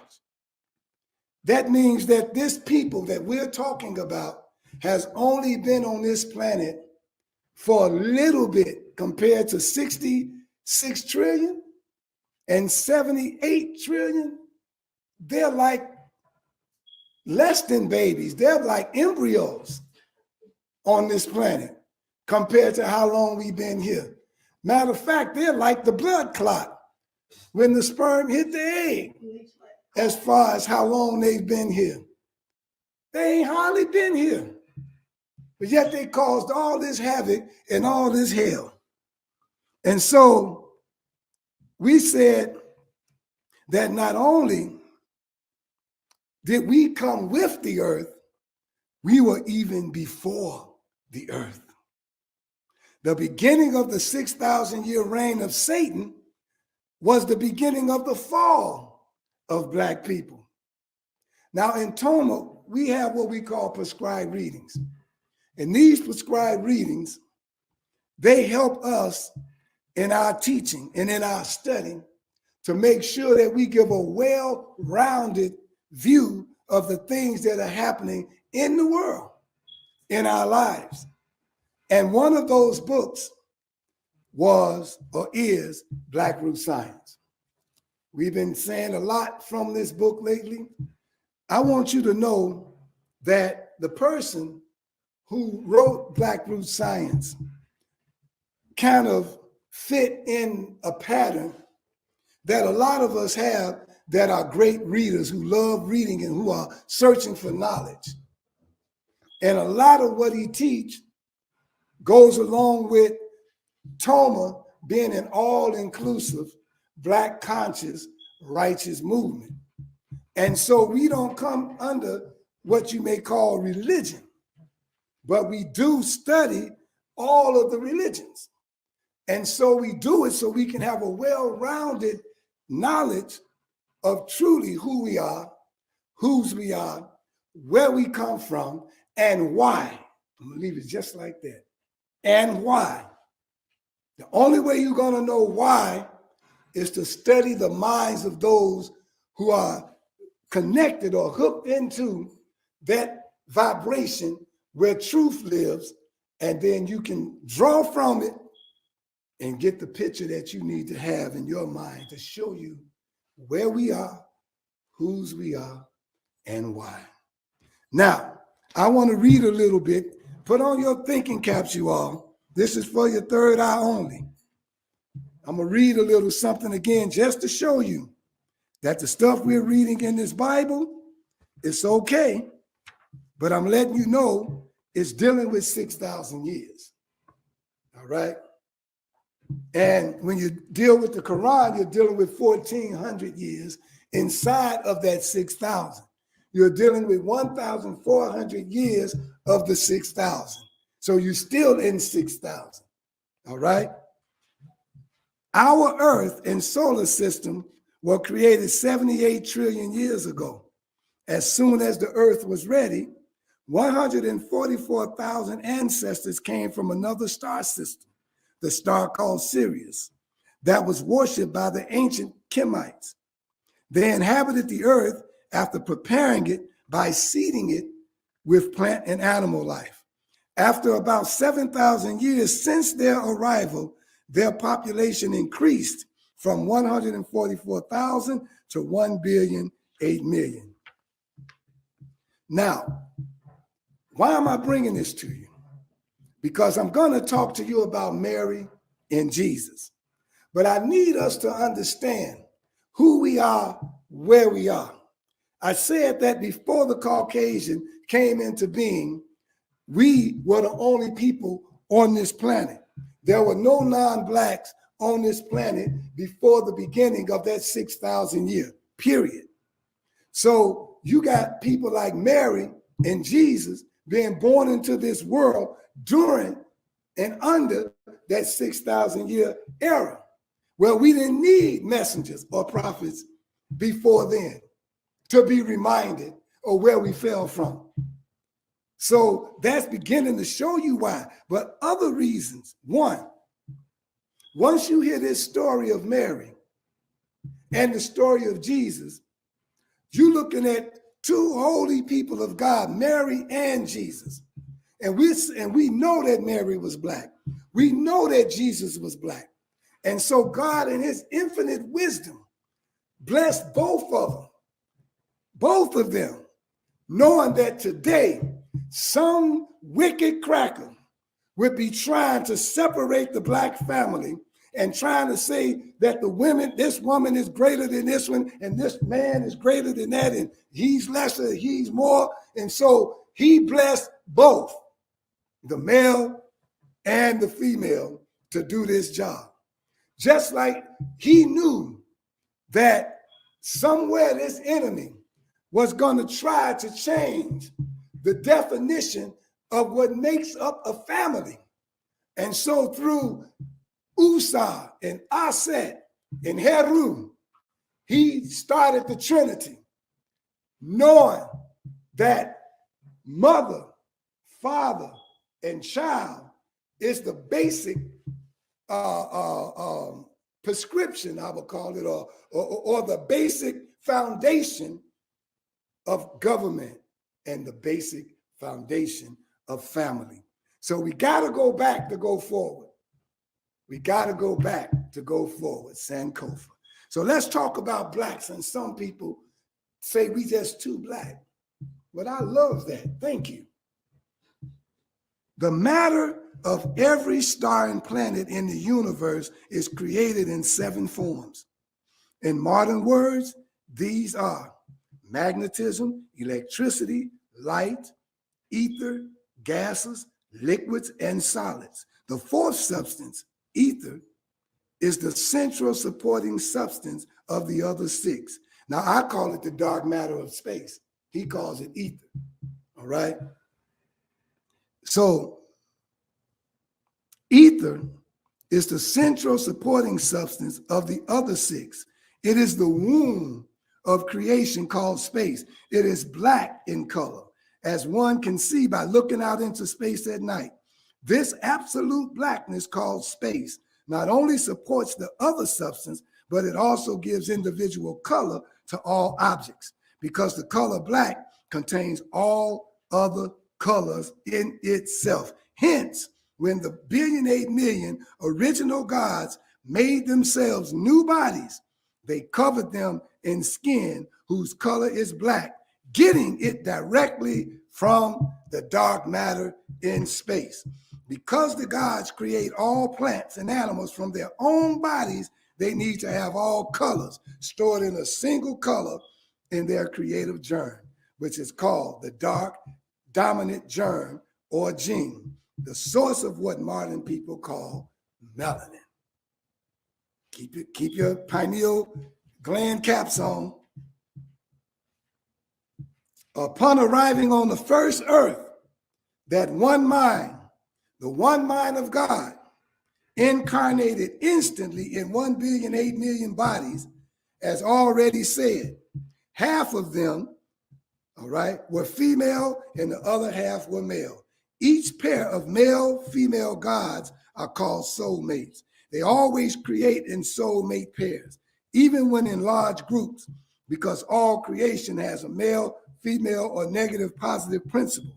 Negative is not used in a derogatory state, but as the complement of the positive.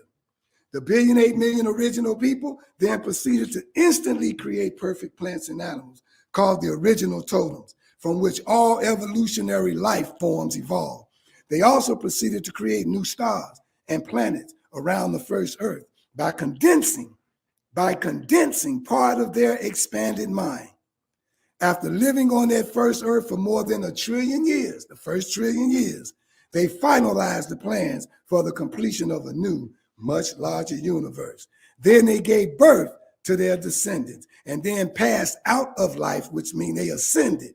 And before passing, they established the Society of the Black Nation. Why am I reading this? I told you how long we were here. I told you we were created from dark matter in space. I told you we were part of the great mind of who you call God. But all the collective minds being one great mind, we call it the divine great mind, the Ansof, the great mind. And that one great mind continues to give all of its essence and substance to you and I. So now that we know that, I'm saying that Jesus and Mary serves as a sign of who we are and why we are. Why did the Creator choose them within that 6,000 year time span? 6,000 years, y'all, I'm talking about. I don't care what the world wants to say. Wasn't no Jesus before then. Wasn't no Mary before then. And ain't none of you all alive today who don't live to be over 100 half the time can talk to me and challenge me over some kind of 6,000 years. You ain't even been here 1,000 of them. So follow me. So now, let's look at this. Jeremiah 10 talks about a holiday or a practice that we have that we don't want to let go of. The second verse says, follow not the ways of the heathen. Now we in this 6,000 years now. We ain't in before the 6,000. Follow not the ways of the heathen. A heathen is a non-religious pagan who doesn't acknowledge the God of the Bible, the God of the Quran, or the Torah. So a pagan is also considered to be one who has no religion and indulges in worldly delights and material possessions. Toma has one religion. The Toma nation has one religion, and that is obey God. Can I hear y'all say that with me? Obey God. Obey God. One more time. Obey God. Obey God. That's our religion. Obeying the great mind. Obeying the all. Submitting to that understanding. And giving our life standing on that understanding that there's only one God, one creative mind, one great mind who loaned us a part and a portion of its mind. And when you expire from this body, that part goes back to its mind. So now, why are we celebrating, or who are we celebrating on December 25th then? It turns out that Nimrod is who we were celebrating on the 21st. And they called him one who did not believe in God. He came to disrupt and move people away from who the true God was. No matter what you want to call religion, we've always submitted to the essence of this one great mind that it did exist. And it still does. And so he was born on December 25th, y'all. Nimrod was, all right?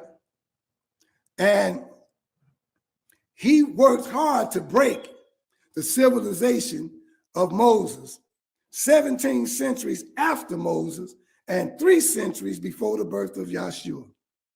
Nimrod is responsible for making the law of Moses of non-effect. All right?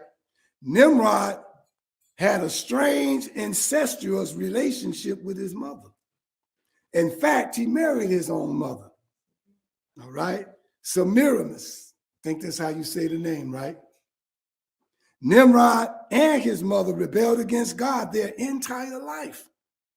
Though after Nimrod's death in 216 before Christ, Semiramis promoted the belief that he, Nimrod, was a god. Well, he was a black man, y'all know that, right? So he was God, Nimrod. See, you got a lot of rebellious black people. Yaqub was a rebellious black man. Nimrod was a rebellious black man. And if you keep going, you'll find a lot of black people who are rebellious. Just because you are the apple of God's eye or you are the chosen, you see, you still are human and you're going to make human mistakes. But if you don't want to repent and you want to just get arrogant about it and become more arrogant about it, then you no longer reflect the one that made you. You begin to reflect his alter ego, which happens to be the satanic influence. So now, Semiramis promoted the belief that Nimrod was God. She claimed that a full-grown evergreen tree sprang out of the roots of a dead tree stump, symbolizing the springing forth of a new life for Nimrod, her lover son. On the anniversary of his birth, she said Nimrod would visit the evergreen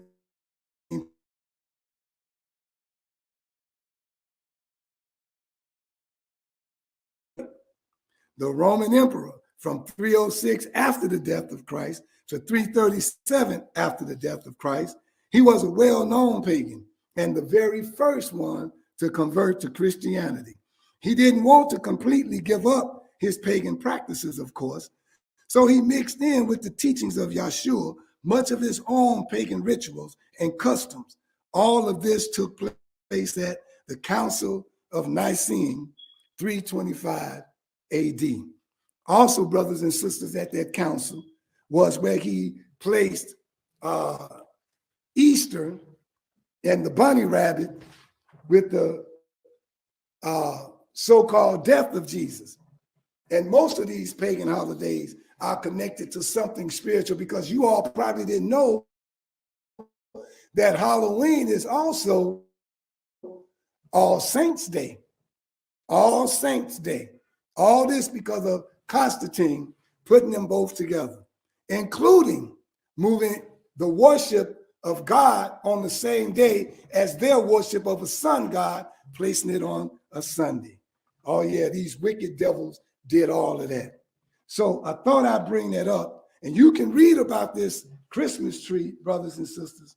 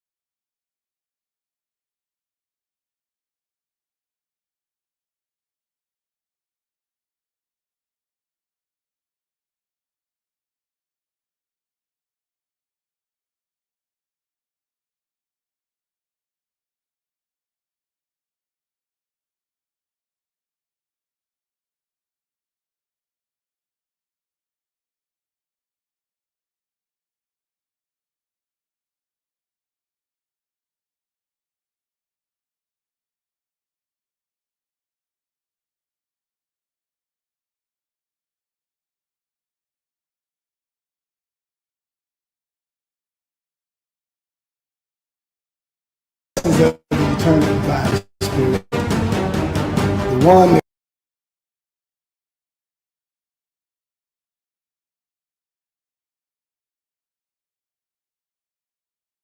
the law of Moses of non-effect, right? Nimrod had a strange incestuous relationship with his mother. In fact, he married his own mother, all right? Semiramis, I think that's how you say the name, right? Nimrod and his mother rebelled against God their entire life. Though after Nimrod's death, and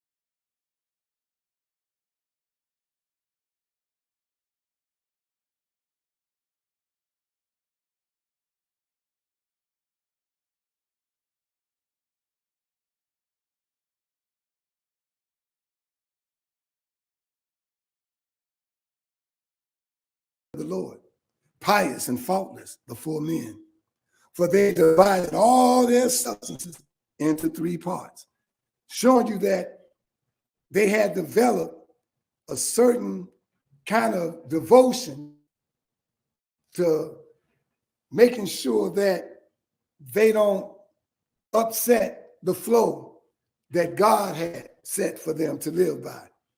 One of which they divided the temple. This is how they divided their substance. They apportioned to the temple and the officers of the temple. Another they distributed among strangers and persons in poor circumstances. The third way they reserved for themselves and the use of their own family. There's a lot of things in masonry and in other things where it says, do this and that and save yourself for last. That's what this is about. This is like what you giving out. Cast your bread among the waters, many days in return. That, brothers and sisters, is your survival technique. That if you're giving and saving yourself for last, then you'll always follow that pattern that God says, I never seen my righteous forsaken or his seed begging bread. Why? Because you took care of those three parts that's supposed to be done in your whole entire life. In your whole life. In this manner, they lived for about 20 years, chastely in the favor of God and the esteem of men. They lived like that without any children. But they vowed if God should favor them with any issue, they were devoted to the service of the Lord, on which account they went at every feast in the year to the temple of the Lord.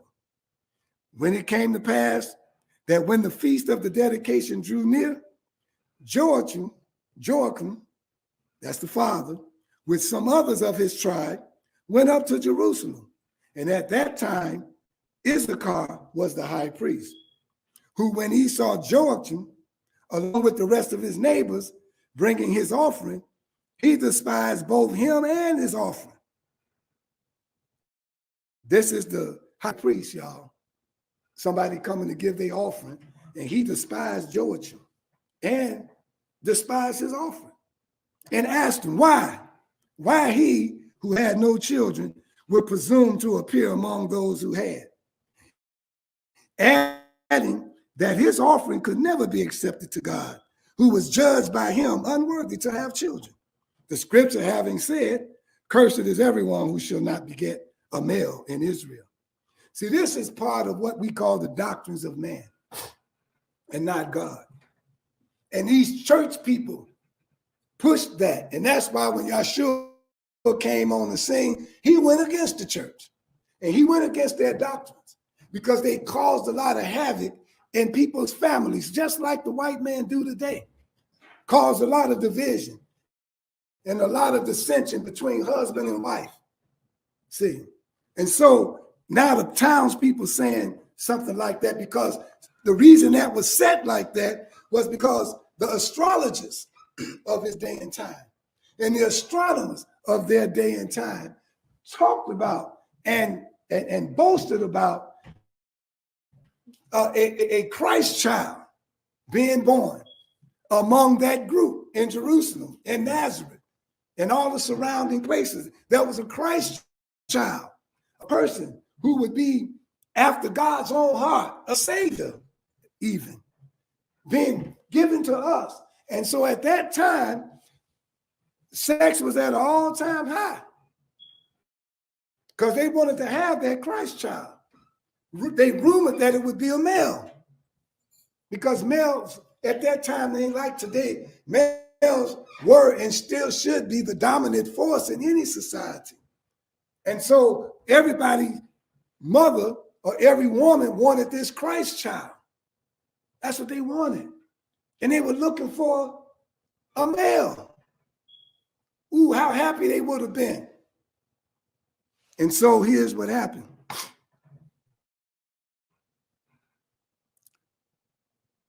He had no children.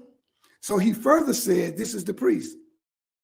He further said that he ought first to be free from that curse by begetting some issue, and then come with his offering into the presence of God. Say, you need to go and figure out who cursed you before you come back. But Joachim, being much confounded with the shame of such reproach, retired to the shepherds who were with the cattle in their pastures. He couldn't even go face his friends no more. The man busted him out in front of everybody, saying what he said. For he was not inclined to return home, lest his neighbors who were present and heard all this from the high priest should publicly reproach him in the same manner. But when he had been there among the shepherds for some time, on a certain day when he was alone, the angel of the Lord stood by him with a prodigious light, to whom, being troubled at the appearance, the angel who had appeared to him, endeavoring to compose him, said to him, be not afraid, Joachim, nor troubled at the sight of me, for I am an angel of the Lord sent by him to you, that I might inform you that your prayers are heard and your alms ascended in the sight of God. Brothers and sisters,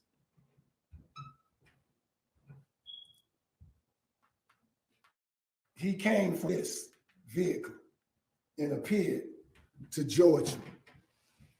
He was the Lord. No, he said he was sent by the Lord. He was called Gabriel or Gabriel, one of the soldiers of Allah or God or whoever you want to call them. So we're going to stop this angels with chicken wings and yellow hair and a dress that can ascend and come down and the dress don't come up.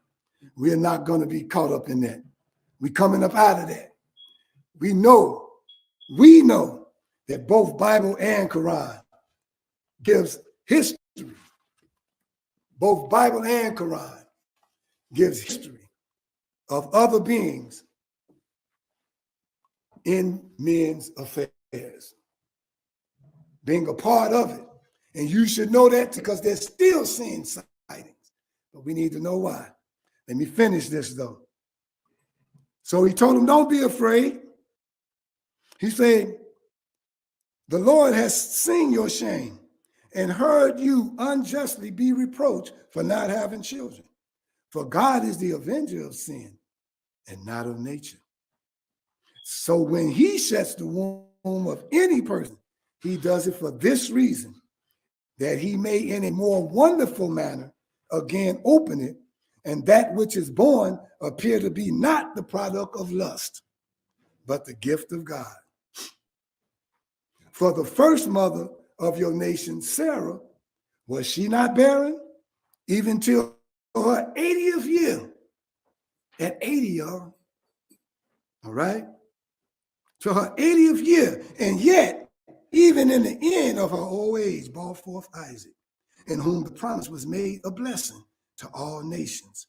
Rachel also, so in favor with God and beloved so much by holy Jacob, continued barren for a long time. Yet afterwards, she was the mother of Joseph, who was not only governor of Egypt, but delivered many nations from perishing with hunger.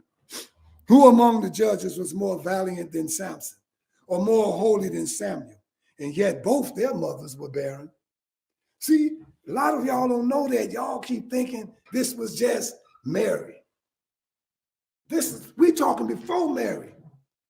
This type of conception didn't just happen with Mary, but yet she was still special. But I want you all to know the truth that God is in the business of making these things happen. That's why we say all praises to him. That's why I say we submit our will to do his will. That's why he tells us be patient. Be patient. Exercise patience because he knows what he's doing. You may not know, but be patient. That time when Sarah was supposed to become pregnant and those three people appeared to Abraham and they said one was the Lord. When she heard that that was that time, she laughed. And the name Isaac means laughter. She laughed like, yeah, right. I done heard that before. A couple of times. I'm 89.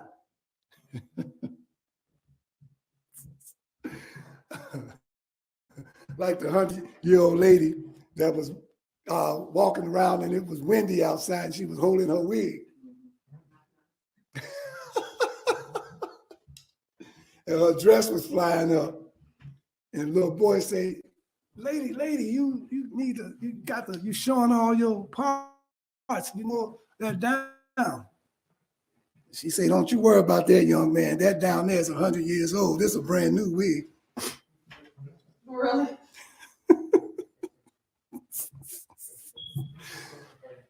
I just thought I'd share that with you. I'll tell a little joke here and there. So anyway, bringing it up to date.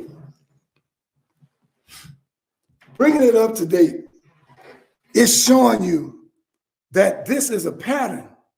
Most times in the life of when God is bringing forth a special child who was given an assignment and a mission before his time, before her time. We all running from our mission and we in our 20s and 30s. But yet somebody like Jeremiah was 17 when he started his mission. And here comes Mary at 12. See, but yet on the level of our Black nationalists, they starting in like 17 and 20 and 21. But we got people today making excuses at 25 and 30 and 40.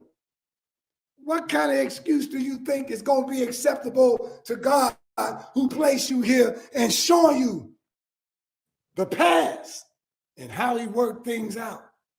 But yet today in the present, you got an excuse. You procrastinate. Oh no, God ain't gonna like that, and he don't like that. But if reason will not convince you of the truth of my words, this is what this angel, this being was telling. If reason won't convince you of the truth of my words, that there are frequent conceptions in advanced years, and that those who were barren have brought forth. Therefore, Anna, your wife, shall bring you a daughter, and you shall call her name Mary. She shall, according to your vow. Look at that. This man had to make a vow. So did the other men. So did Zechariah, the father. They had to make a vow. He only just on the woman. Said, you be devoted to the Lord. All right? According to your vow, she shall, according to your vow, this child shall be devoted to the Lord from her infancy and be filled with the Holy Ghost from her mother's womb.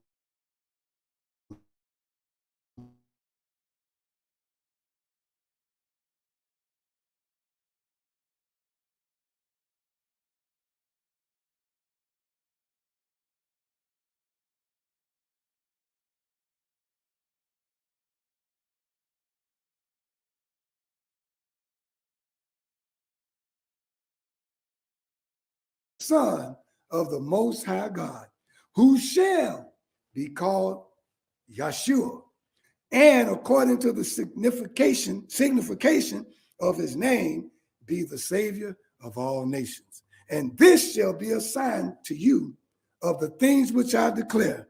Namely, when you come to the golden gate of Jerusalem, you shall there meet your wife Anna, who being very much troubled that you return no sooner, shall then rejoice to see you.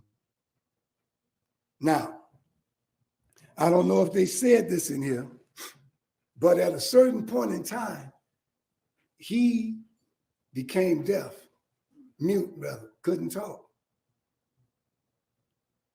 He wasn't supposed to say nothing. Whatever this angel told him, he couldn't repeat it. Shut up. But you know what's going to happen now. Just believe me. Now, this being could have been in person or could have came in the form of a vision or a dream. But yet, while he was sitting, laying among those sheep, hanging with the shepherds, he received this. And so when the angel said it, he departed from him. Now check this out. It shifted over, showing you how fast they can move.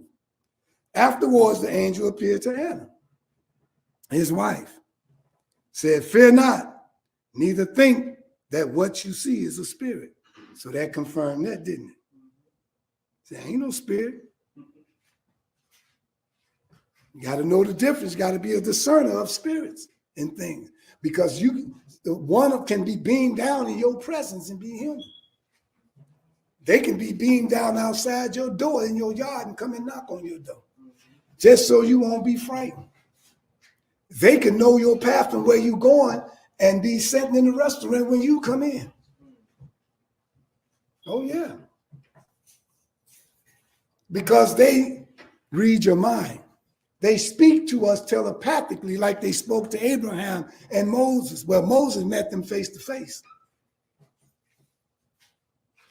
So you don't know. It says, be careful how you treat strangers, because you might be entertaining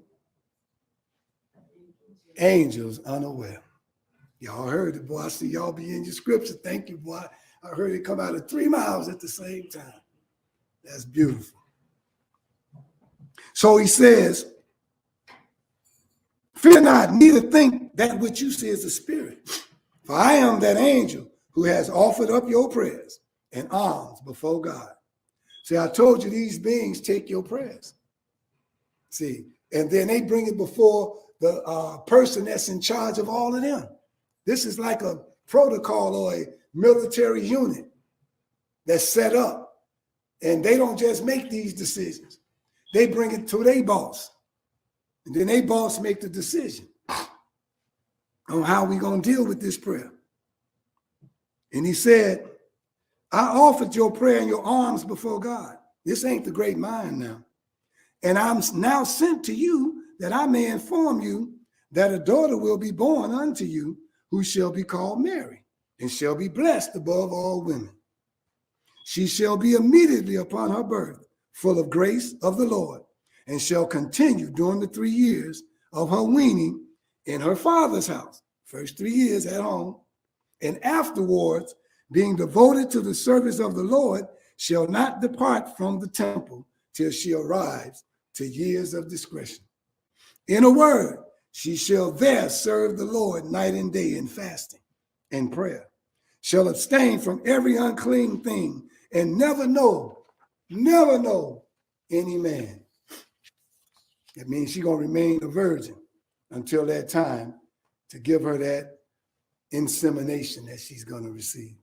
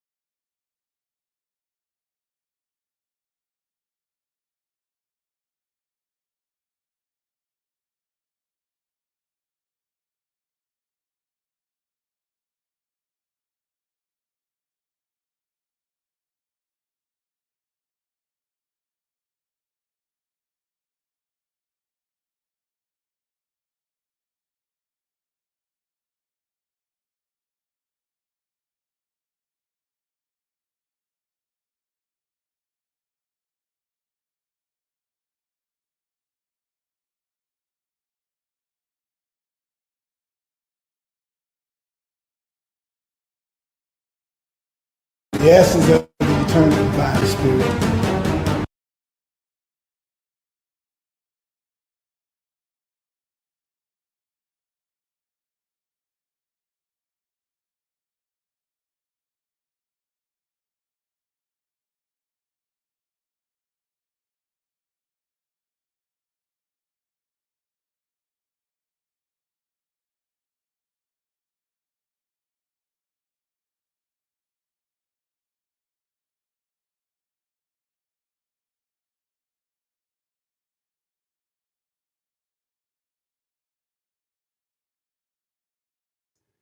Or the creative mind, or creative stuff, period. That he can show you what to do, because he know that he don't want to make that decision himself.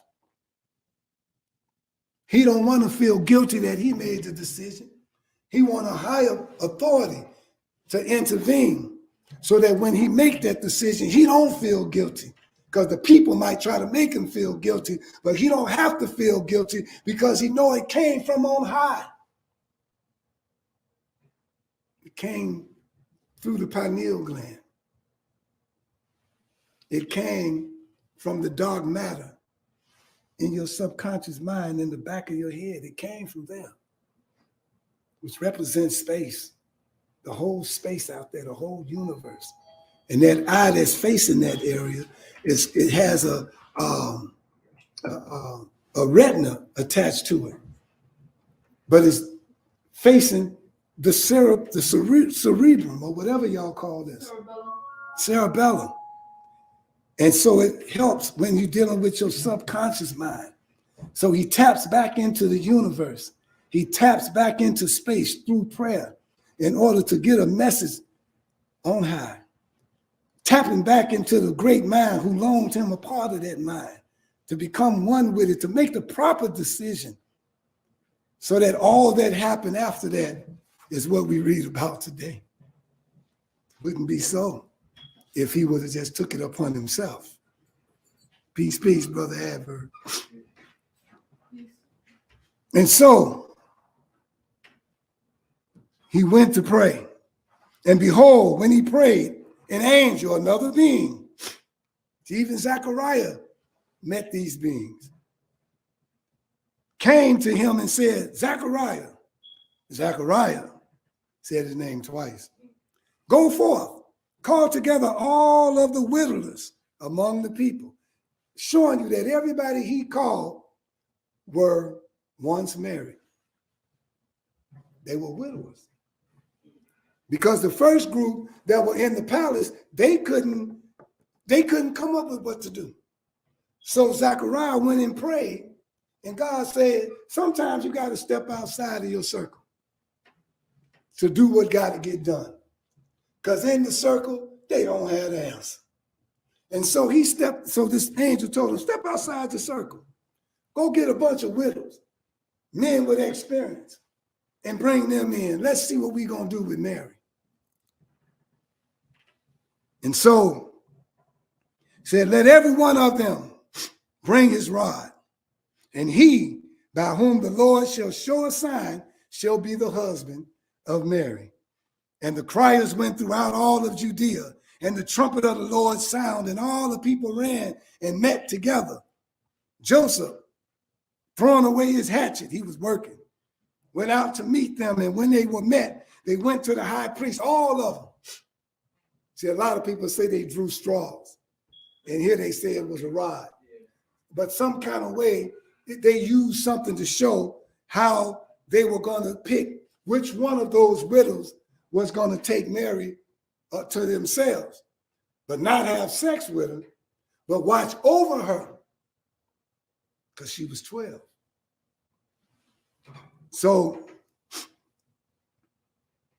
after the high priest received their rods, he went into the temple to pray again. And when he finished his prayer, he took the rods and went forth and distributed them. And there was no miracle. There was no miracle about this, he said.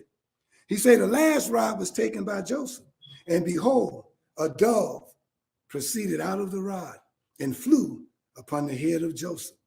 And the high priest said, Joseph, you're the person chosen to take the virgin of the Lord, to keep her. Now check this out. For him, not for Joseph. Did y'all hear that? For him, not for Joseph. Don't you know when Eve was formed in that garden, he was supposed to watch over her. Adam was supposed to watch over her and protect her womb for him. Y'all didn't know that. See, it was after that was to take place, then he could have her. It was after Mary conceived Yashua, then Joseph could do that. It was after the Lord would have artificially inseminated Eve that Adam then could have had her. Why was he trying to artificially inseminate her? Well, we'll go there later. Ask me at the end. So now, the high priest said to Joseph, keep her. But what happened? Joseph refused, saying, I'm an old man. I got children. Y'all didn't know it, but Joseph had 6 children at the time. And John, one of his disciples, was his half-brother. One of the disciples was John's half-brother, Joseph's son. Not born from Mary, but from Joseph. And he walked with Jesus. Not John the Baptist, because John the Baptist was his rightful cousin by blood. But this other John that's responsible for Revelation and the book of John was Jesus' half-brother. So now, he said, I'm an old man, I got children. And she young. And I fear lest I should appear ridiculous in Israel. Said, I'm walking around with this 12-year-old girl. I done had 6 kids, and I'm a widow. Let me walking around among the people. Talking about this is my wife. And she's 12 years old. No, I can't. No, sorry. Let's draw straws again. So the high priest said, Joseph, fear the Lord your God. And remember how God dealt with Dathan, Korah, and Abram. How the earth opened up and swallowed them up because of their contradiction. See, this happened during the time of Moses. I saw a hand go up. I don't know how much time he was saying. But y'all let me know now. He says, so therefore, Joseph, fear God, not the stuff that's going to happen to you with your friends and neighbors. He said, you fear God, lest the like things should happen in your family. Joseph, then being afraid, took her to his house, and Joseph said to Mary, behold, I have taken you from the temple of the Lord, and now I'll leave you in my house. I must go to mind my trade of building. He was a carpenter. Said, now may the Lord be with you. Now, check this out. During that time, she at home by herself. When he comes back, she's 6 months pregnant. He was gone for 6 months on one of those jobs, like a truck driver who might have to go cross country and come back maybe 6 months later or a month later. He doing this work. Meanwhile, he come back, she pregnant. See, another lecture I gave a long time ago was Jesus and his mother serves as a sign. And what is that sign? When you look at how Jesus came about and the conditions that they were under, that is the sign that tells you where the next Christ child will come from. Bethlehem was a ghetto. There was no room in the inn. It was a weekend. All the hotels were full. He was born in a manger with some cows breathing over him so he can stay warm in a place that's not conducive to having a child. Don't we know something about that? Don't we know in our ghetto some people who had children at the bottom of the steps, in a cab, on the expressway, in the backyard, in the bathroom? a place that's not conducive for childbirth. Don't that sound like the ghettos here? Don't that sound like the inner cities of Black America? Don't that sound like here's a baby born and it ain't the daddy's? Come on, y'all. He's trying to show you where the Christ child comes from and what kind of conditions creates him. Are you looking for the perfect condition? I know sometimes we do. We're looking for the right thing. No. Mary Magdalene was a prostitute. You would think Jesus would want a Beyonce. Mm-hmm. No, Jesus picked up the one who they was about to stone to death. Say, come on. Anybody want to be like Jesus now?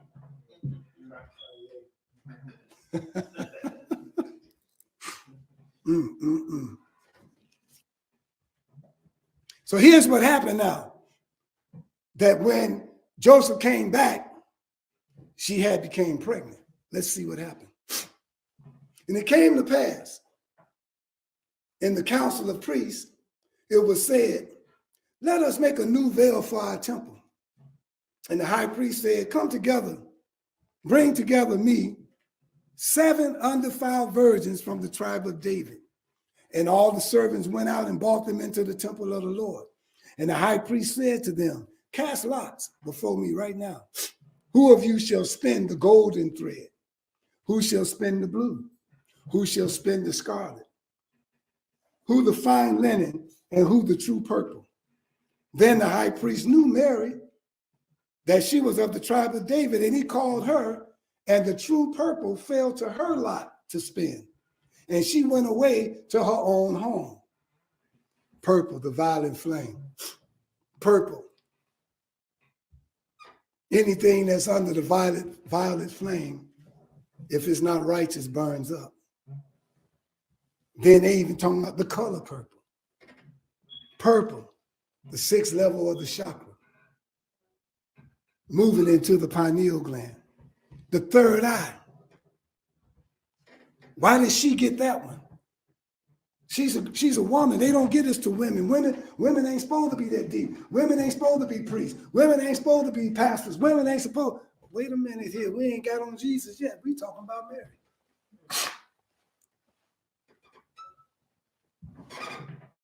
I'm trying to show you. When you look at Mary, and you look at Mary's mother, and you look at Yashua, you look at his mother, there's always a woman present. God bless women too. And don't let this white man who is trying to separate Black men and Black women from each other, bring it back together in the knowledge that God was with Mary, a female, and God was also with Jesus. And we are the children of God. Stop going by those people who came from the land of Nod, not God. I know you're going to bite that and put it in your, well, you know, that's okay though, you can. So did Almond Ra. So did Cassius D. So did the others. They came sitting here too and went back riding black ice years ago. Anyway, so the purple one rested with her and she went home. And she took a pot one day and went out to draw some water. Okay, I got to do it fast. Y'all know the story of Jesus, so I ain't got, if I missed that one, y'all can get the rest of that on a Saturday or read your Bible. So she took a pot and went out to draw water, and she heard a voice saying, "Hail, you who are full of grace, the Lord is with you. You're blessed among women."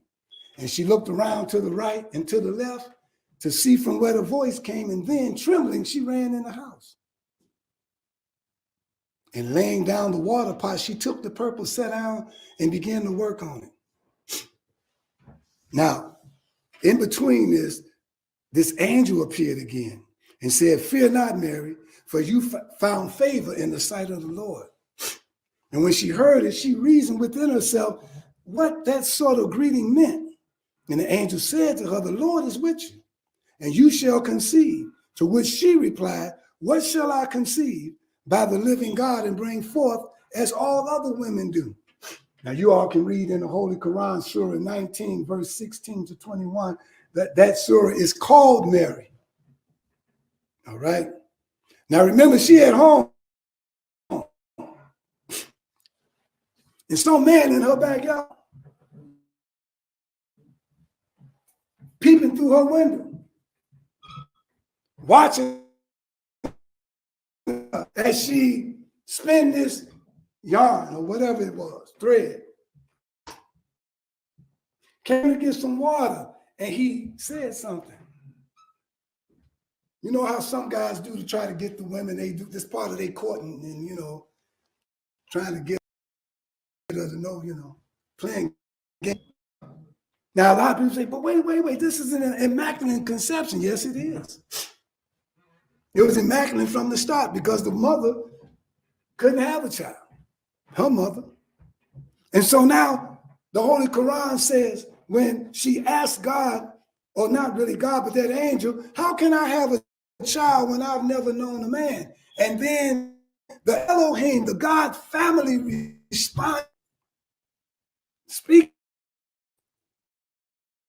said, it's easy. Don't worry about it, he said. We got this.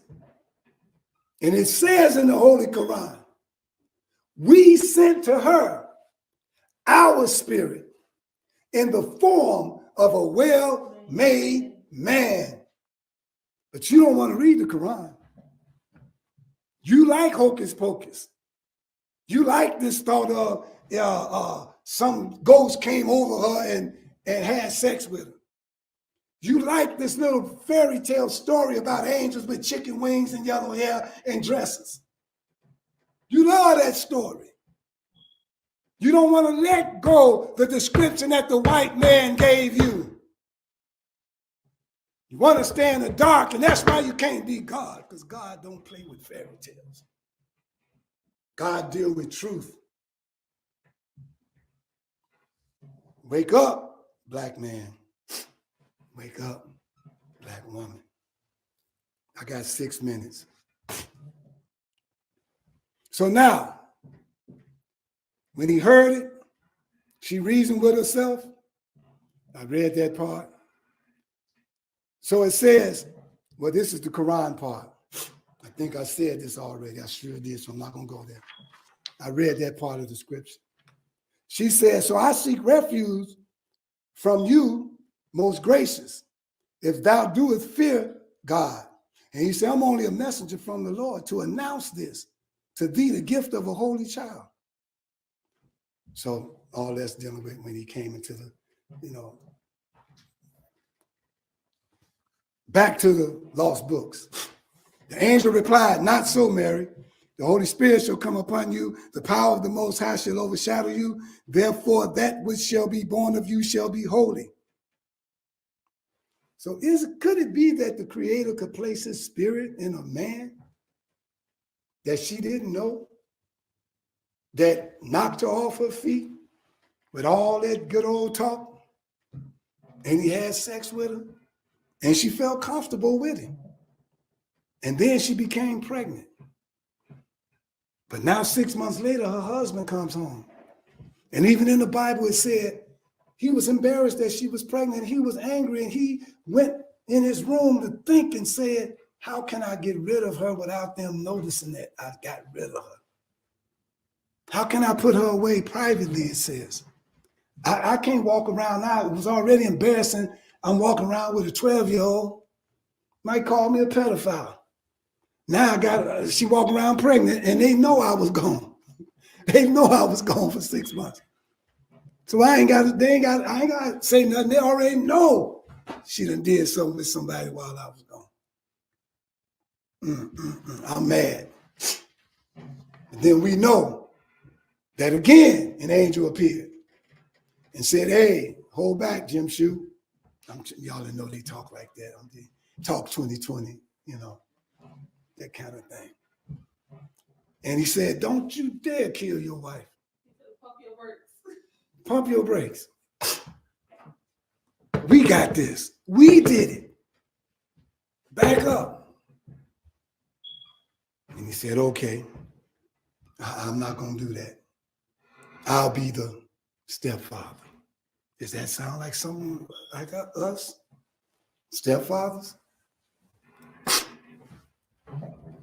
And so, and here it says, and when her 6th month was come, Joseph returned from his building houses abroad, which was his trade, entered into the house, found the virgin grown big. Then smiting upon his face, he said, with what face can I look up to the Lord my God? Or what shall I say concerning this young woman? For I received her a virgin from the temple of the Lord, and have not preserved her such. Who has thus deceived me? He said he was supposed to preserve her. Again, he was supposed to watch her, protect her womb, just like Adam was supposed to with Eve, just like Abraham did with Sarah, on and on and on throughout. This is how that happens. Y'all excuse me for sniffing, but I ain't got no tissue, so y'all gotta hear some sniffing. I'll be so real on this podium. Y'all ain't gonna find a more real minister than me. No place. And I don't care. Now, anyway, who has deceived me? Who committed this evil in my house? Seduced my virgin from me? Has defiled her? Then he went right here to what I was saying. It's not the history of Adam exactly being accomplished in me. Did you hear what he said? For in the very instant of his glory, the serpent came, found Eve alone, and seduced her. And now after the same manner, it happens to me. And Joseph, rising from the ground, called her and said, O you who have been so much favored by God, why have you done this? Why have you thus so favored by God done this? Why have you debased your soul, who are educated in the Holy of Holies, received your food from the hand of angels? But she, with a flood of tears, replied, I'm innocent. I'm innocent. I know my time is almost up. I'm acting, boy. I can get a Academy Award. Is that what you get? Y'all know I can. Nobel Peace Prize. That ain't got nothing to do with what I'm doing up here. Somebody in my audience done took me all the way out of my little thing, you know. Anyway, so she was raised by a stepfather. He didn't kill her. Now I'm gonna go away from this real quick. I'll read some more Wednesday. So you all come to 616 East 71st Street to hear the rest of this on that day. Now, let me say this quickly. We know the rest of the story. We know that when she had the child, she went, another spirit came to her and told her to leave and go to Egypt because they were going to kill every child 2 years old and under. So Joseph, being of a devout person, took her to Egypt. They stayed in Egypt where Yashua learned all the mysteries of ancient Kemet for 10 years. When he came back with his parents, he was 12 years old. They was doing the census. And they knew that if that child was still alive at 12 and they killed every child from 2 years old and under, we caught him. We gonna kill him. Y'all wonder why I don't do the census, why I tell y'all not to as black people? Because they was doing it even back then, looking for the Christ child through a census. Don't be fooled. White man ain't got no new tricks. The white man doing the same old stuff since before the world. Well, he wasn't even here then. Within the 6,000 years. And so, y'all know the rest of the story. Y'all know about the 3 wise men who the king tried to trick. They say, oh, when you find this child, let me know so I can come and bless him. And then even they telepathically was told, don't go back that way. Keep going. And they left. And then the king got mad and said, look, kill every child 2 years old and under. That was a birth control method, y'all. That was birth control. Same way today they use birth control. When I was coming up and I was born in 1957, I was told years later that during that time, every male child that was black that was being born and they didn't have no mirrors and stuff where you could see it, the doctor was supposed to put this thin needle into the center of their head and kill them and tell that woman her child was born dead, stillborn. Thank you. This was given to the doctors to do back then in the 50s. Isn't that deep? So I'm showing you that they don't change. They use the same techniques. This is why we can clock whatever they're going to do next, because they don't have nothing else to do. Y'all need to know that. So now you understand what this is about. Mary and his mother serves as a sign. Why were they sent here? Why were they sent to us? Because during this 6,000 year period, we've fallen so far away from the truth and from our God that every once in a while the Creator have to send someone in among you, like he said in the Bible, among you, Moses, from among you, so that that person can bring you this type of information to help you get back on the path to your evolution from human being to supreme being. Thank you for listening. God bless you. God keep you. Peace. Hotep, Shalom, Assalamu Alaikum, Habaragani, Alafia, and Ashe. Blessings of the eternal divine spirit, the one that causes all that exists to exist, the one that is self-existent. How many men have children and the children never meet their father? See, you created a void in that child because you are a part of that child. Black power. Black power. Black power. Black power. Black power. In the essence of the eternal divine spirit, the one that causes all that exists to exist, the one that is self-existent, the one who directs the sunships of millions and trillions of years, the one who made time to see to the universe, known among the ancient Kemites or Egyptians as Amun-Ra and Aten, among the Hebrews as Ansof, Yahweh, Elohim, among the Christians as Lord, God, and Jehovah, among the Muslims as Allah, the one God, among the Rastafarians as Jah, Rastafari, among the Yoruba tribe as Olodumare, Obatala, and many other Orisha gods. But I bear witness that all of those names refer to the same one, Almighty Creator. And it is to that essence to whom I submit. I boldly proclaim that we, the children of those black men and women who survived the transatlantic slave trade, is that lost 13th tribe, born here in North America, and that we are of a Nubian Kemetic lineage.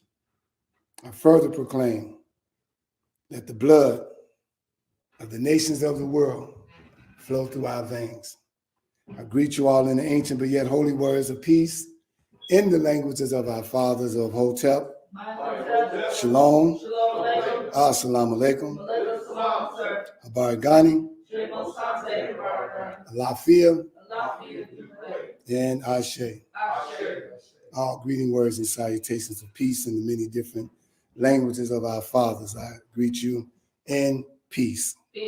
Welcome, welcome, welcome to the Toma Nation Warship Service. That is spelled W-A-R-S-H-I-P. And you've heard and you've seen our intro. You've heard from our announcer, Sister Ebony. And the title of this lecture is called, well, it's called Judicry. And I will explain why in a little bit.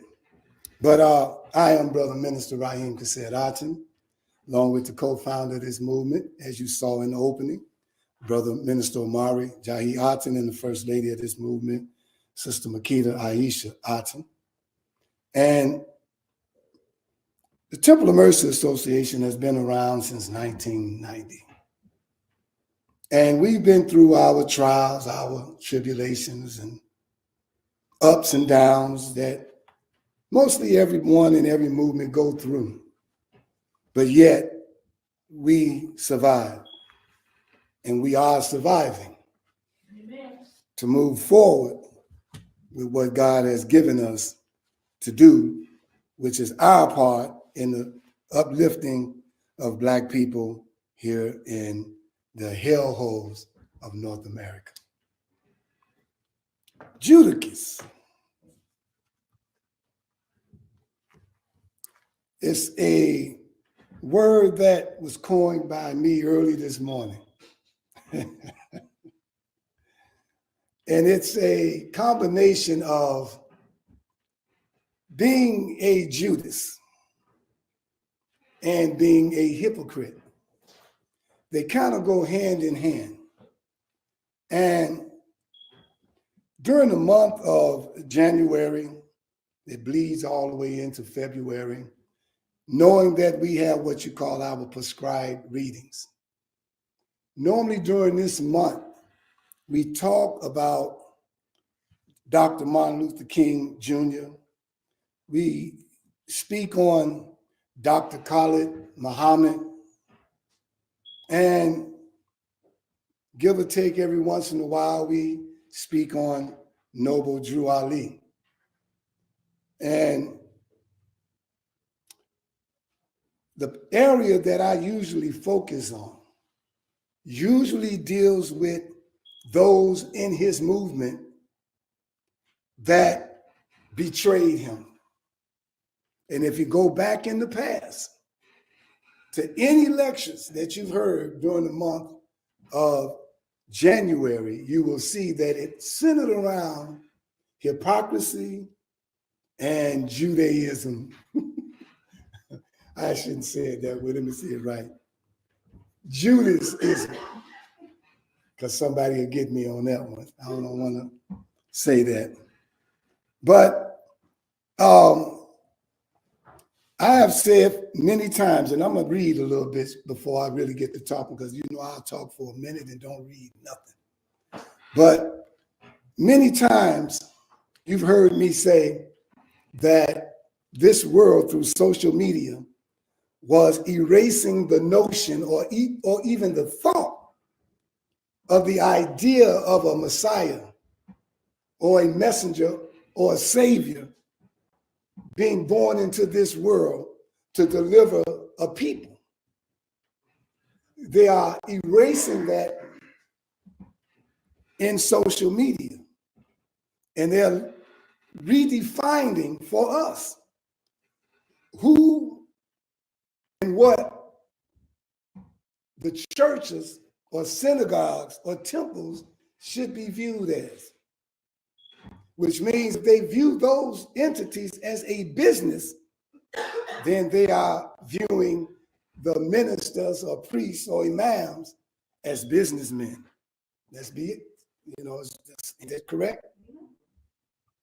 So if they're saying with their mouth that being in a religion or having a church or being a minister is big business, then they'll call it but a businessman.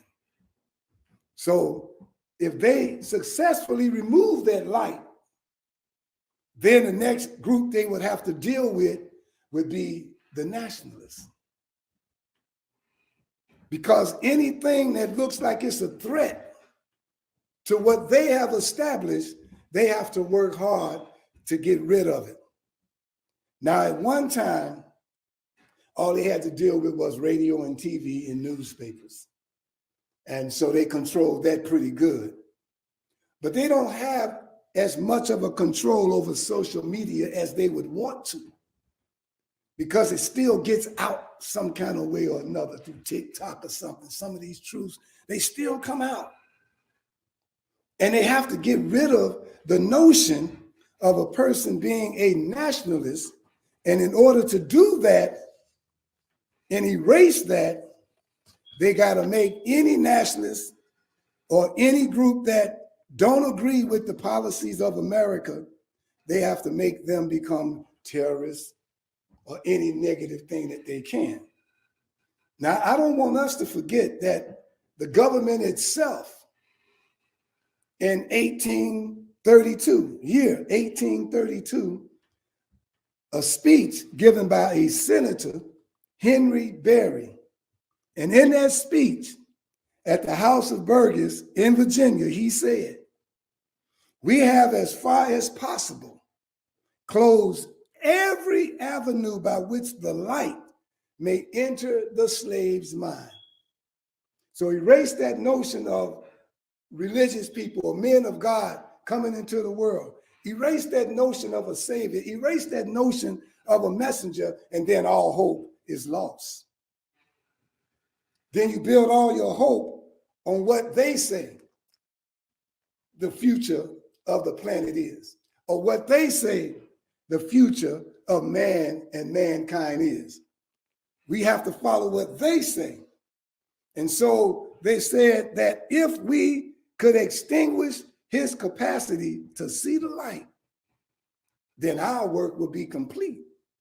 Then he would be on the level with the beast of the field, and we should be safe. Now, I want all of you scholars who are Google scholars to look on Google as to when I say what I'm about to say. Around 1832, and a little bit before this was said, there was a situation that happened in America which they would consider an uprising. And it was a guy who I call the Messiah of that day and time. He was anointed. His name was Nat Turner. And Nat Turner, he put out a reign of terror throughout that entire state, to the fact that the word boogeyman was coined by white people based on him, because he went from plantation to plantation. And he didn't just tell the slaves, "Come on, follow me, we're free," but he killed the slave master and his children and his wife and cousins and nephews and niece, whoever happened to be in the house at that time. And it got to the point, because they couldn't catch him, that the children got wind of it. And they became afraid and frightened that they couldn't sleep at night. So in the villages and in the towns, they slept with their lights on. And the children, they asked their parents, "Don't leave them in the room by themselves, because the boogeyman would get them." They were terrified of Dr. Nat Turner. I give him any title I want to. Power to define. Black power means the power to define and develop and defend that which is in the best interest of Black people. And so they saw that happening, and they knew that that would wake up a lot of other slaves if he wasn't caught. But lo and behold, there was a Judas. Lo and behold, there was a hypocrite. And I'm going to tell you what a hypocrite is in a minute.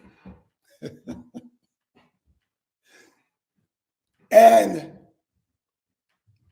it was during the time where most of his people had been captured that were with him, and he went into hiding in the forest, in the woods.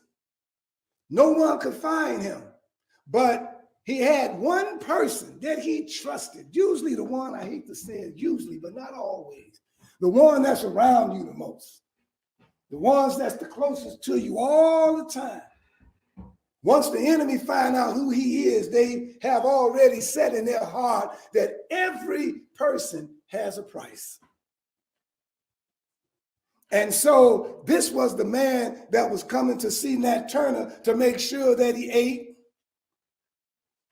This man's wife was fixing the food for Nat Turner. And the guy was bringing the food to him.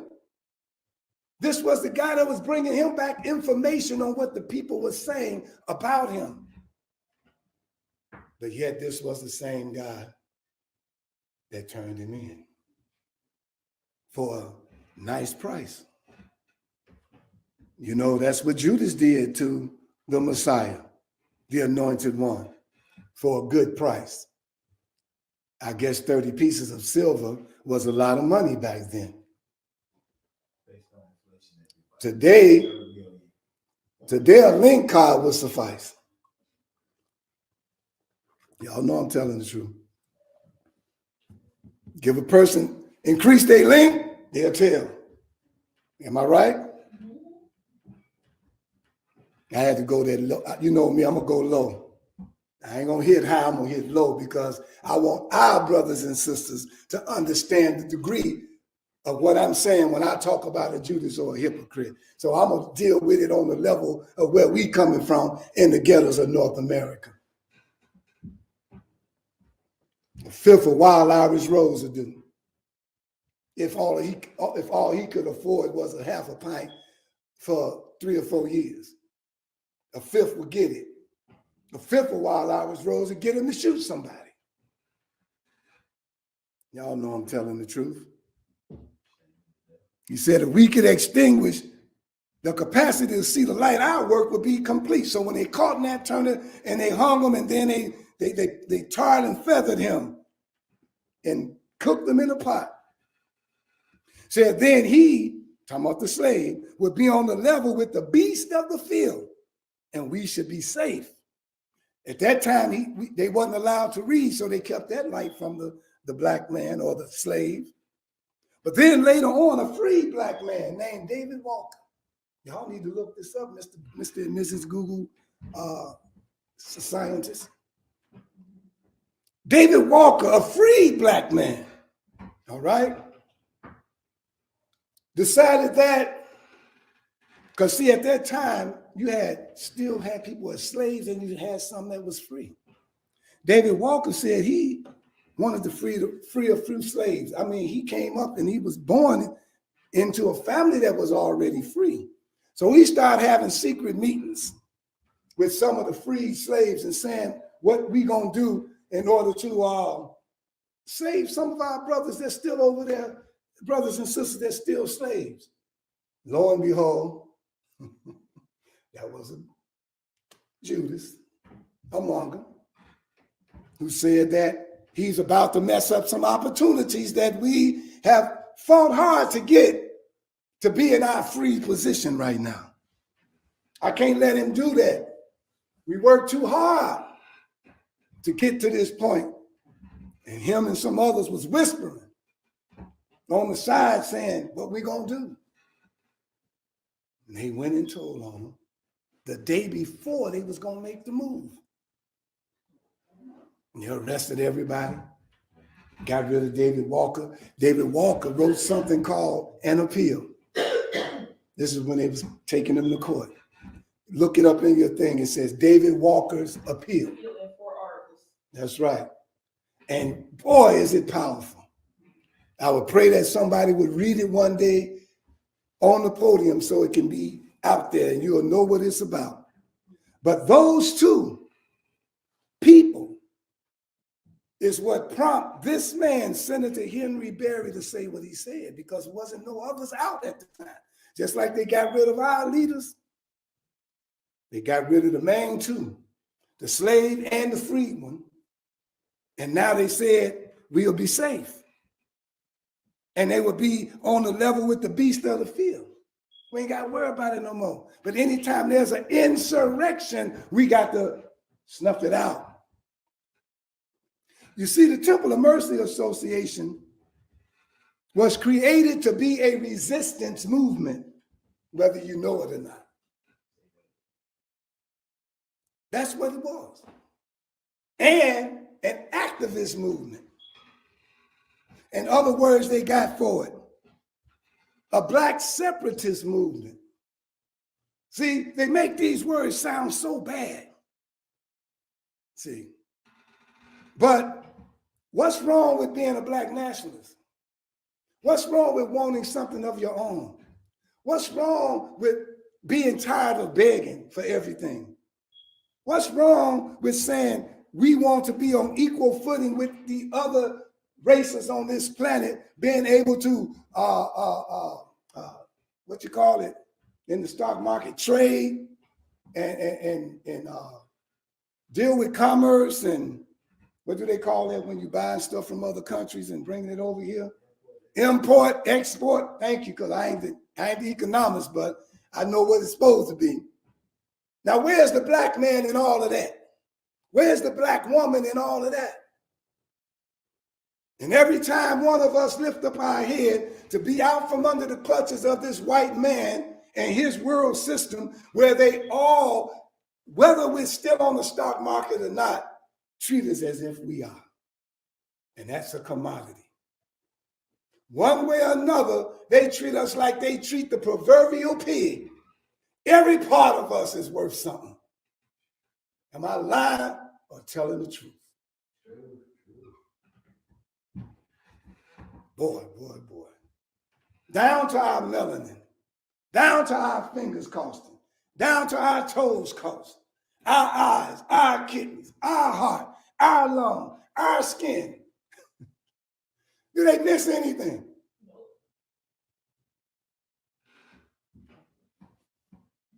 Wake up, black man, black woman. I know what's keeping you asleep.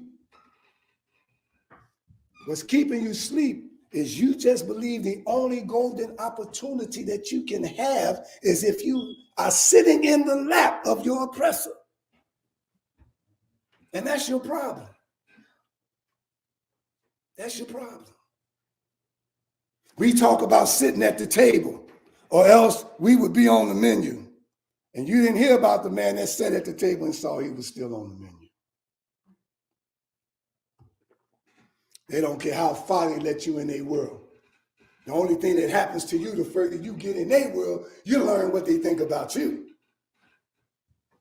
That's what happens.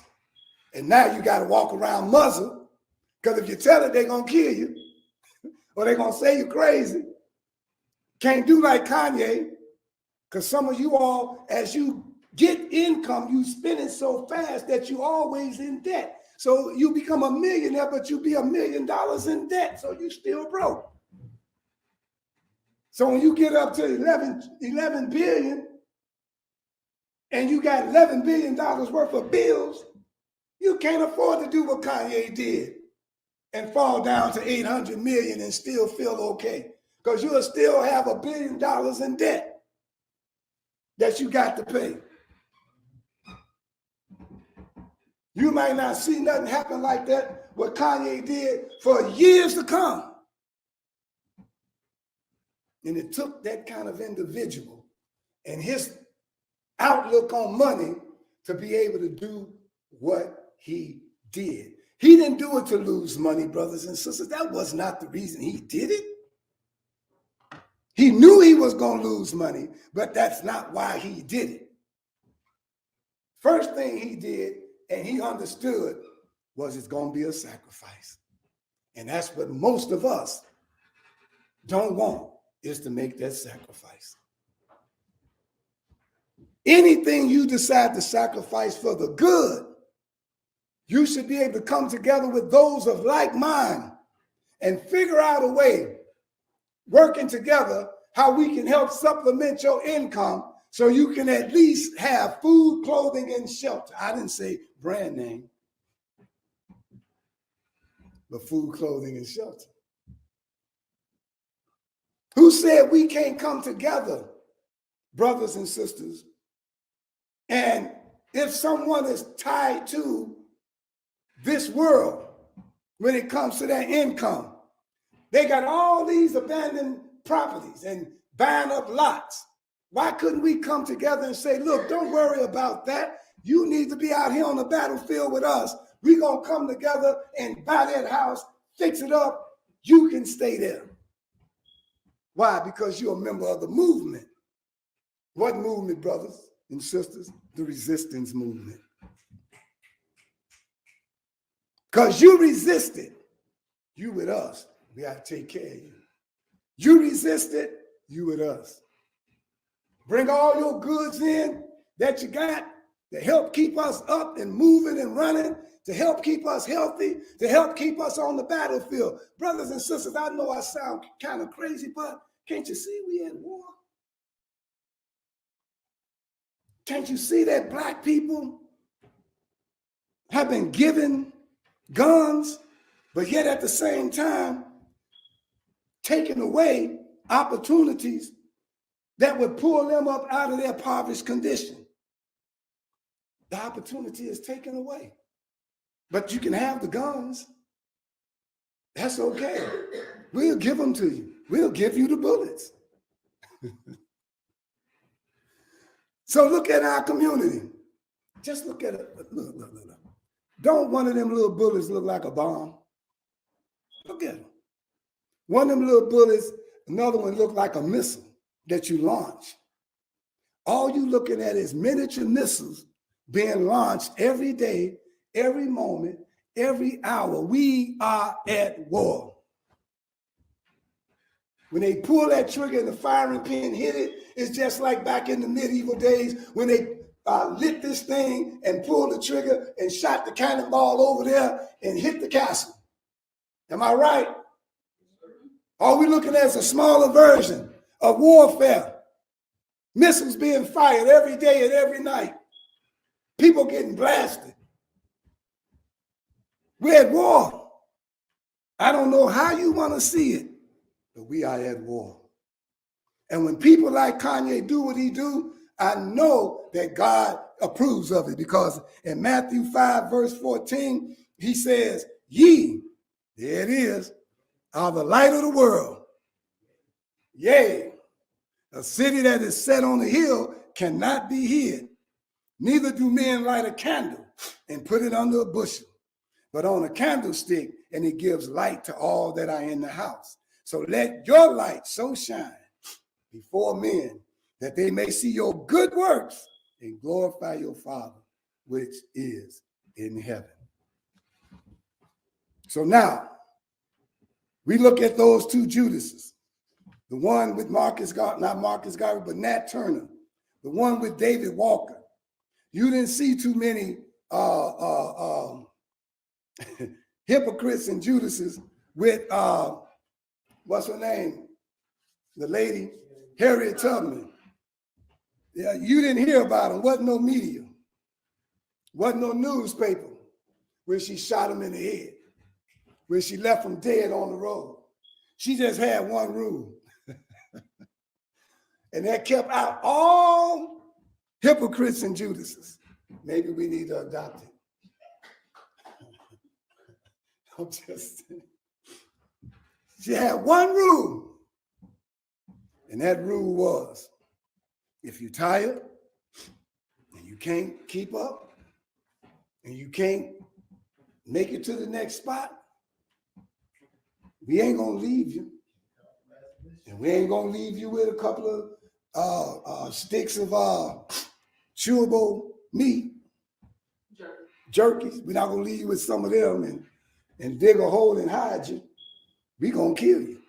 You either get up and go or die where you are. And that meant men, women, and children. Good one, ain't it? Couldn't tell nothing. But anyway, I know I ain't gonna finish this, y'all, but I'm trying to. What I want to do is talk about the hypocrite real quick. But I want to do it from the Honorable Elijah Muhammad's understanding. And I'm gonna go way back to 1969. 1969. This is before Minister Louis Farrakhan came into the nation. And it says here, by Messenger Elijah Muhammad. This is a Quran scripture.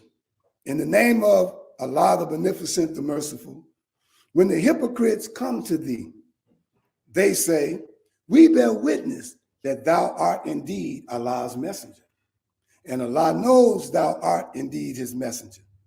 And Allah then bears witness that the hypocrites are surely liars.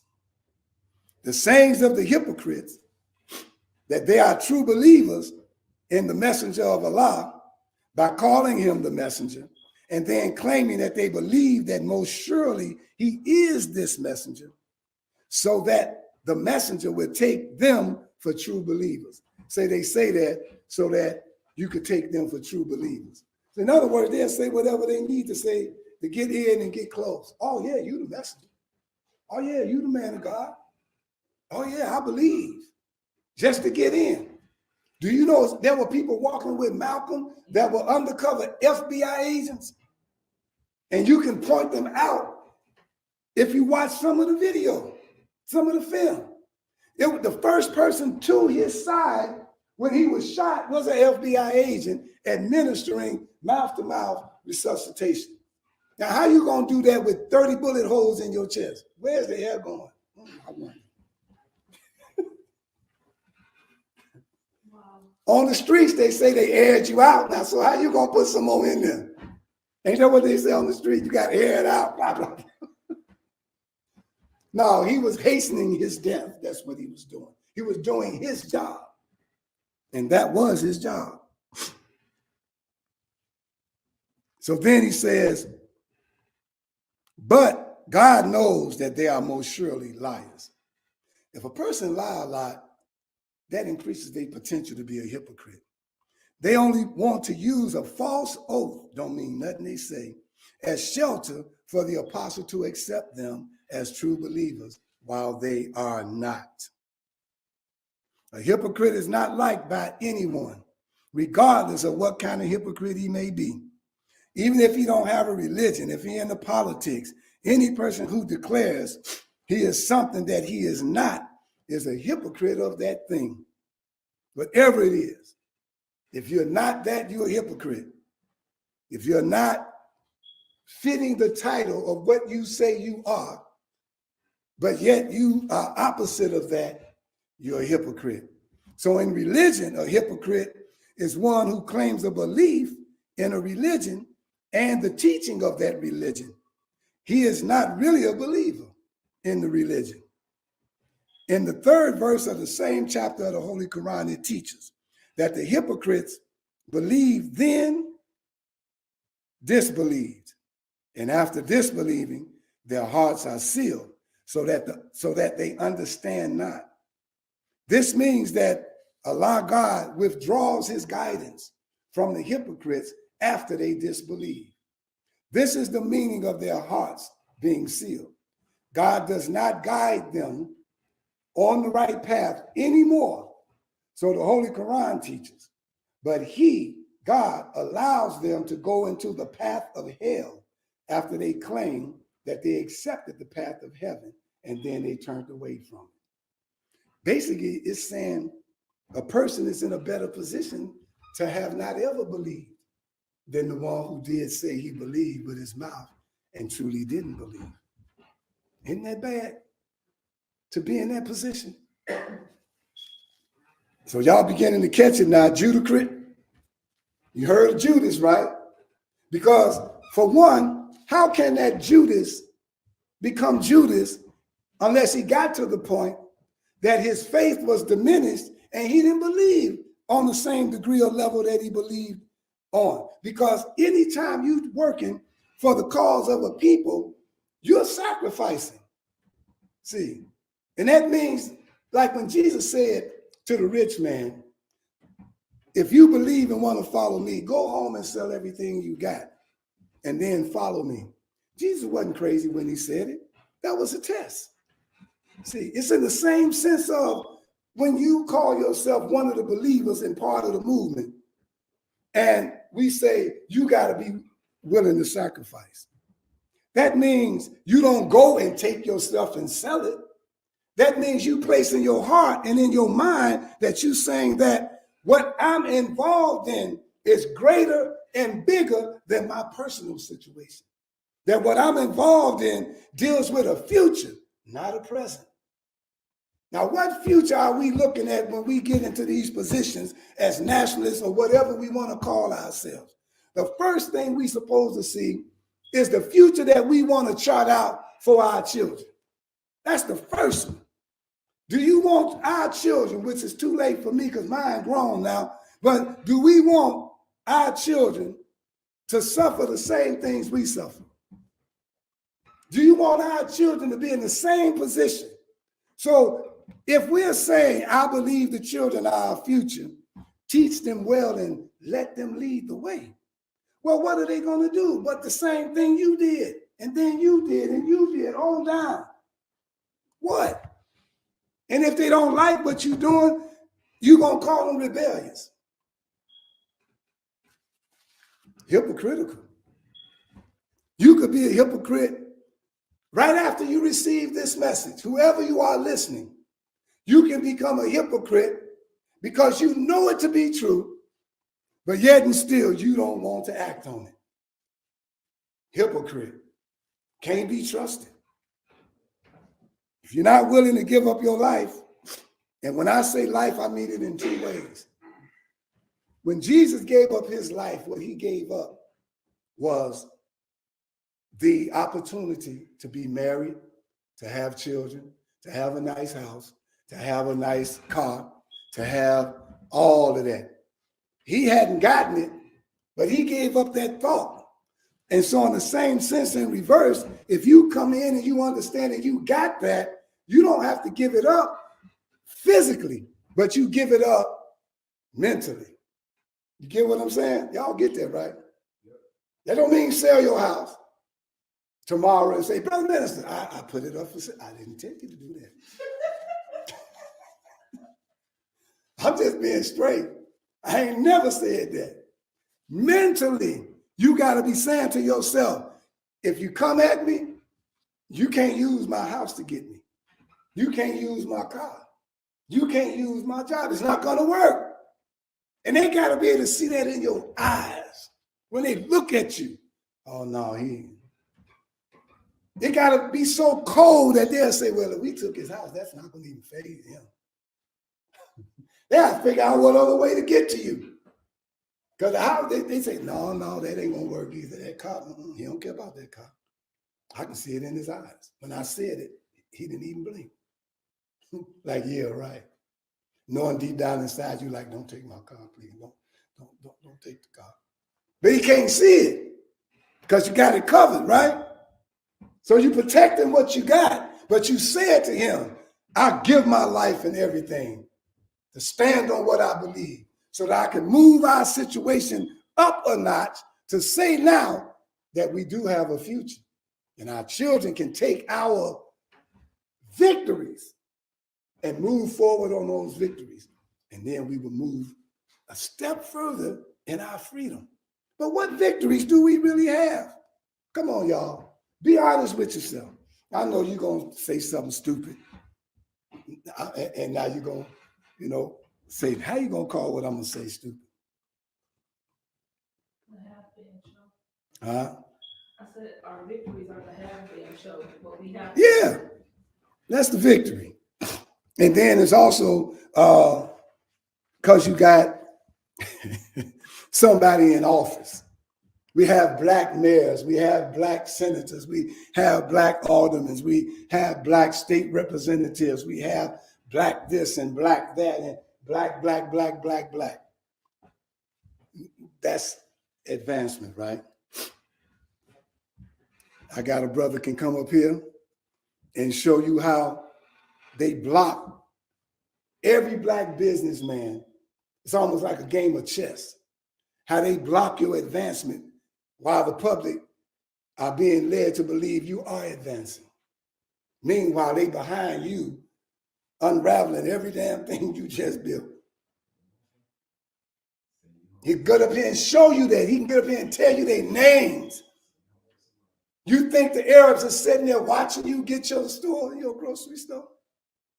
And you think he go home and go to sleep? Now he go home and call a meeting. And they come to the house and they talk about your store across the street. What can we do to offset that? You think the Arabs don't know that the Hispanics are moving into these neighborhoods? You think the Arabs don't know that eventually they're going to have to get up out of there because the Hispanics don't buy from nobody but themselves? They know they got to go. And right now, most of the Arabs in our community, my community, are so smart that they want to prolong their time in the neighborhood just a little bit longer. So they say, what we going to do? So they start hiring a Hispanic now in the liquor store. Get them some extra time to be in the community, you see? Because I employed one of yours. Why didn't they think that way when we was begging them to employ us? They didn't care because they understand that we were consumers. And they know we don't trust each other. And so they build off of that. They know we can't make them hire nobody if they don't want to.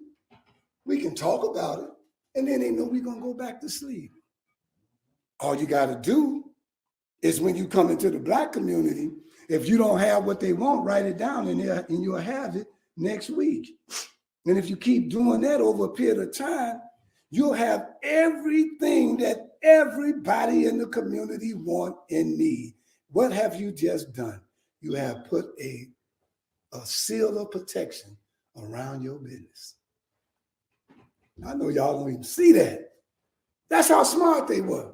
You say, how you know that, brother minister? See, y'all think I be talking from just reading articles, newspaper articles. Years ago on 77 in Austin, when this store opened in the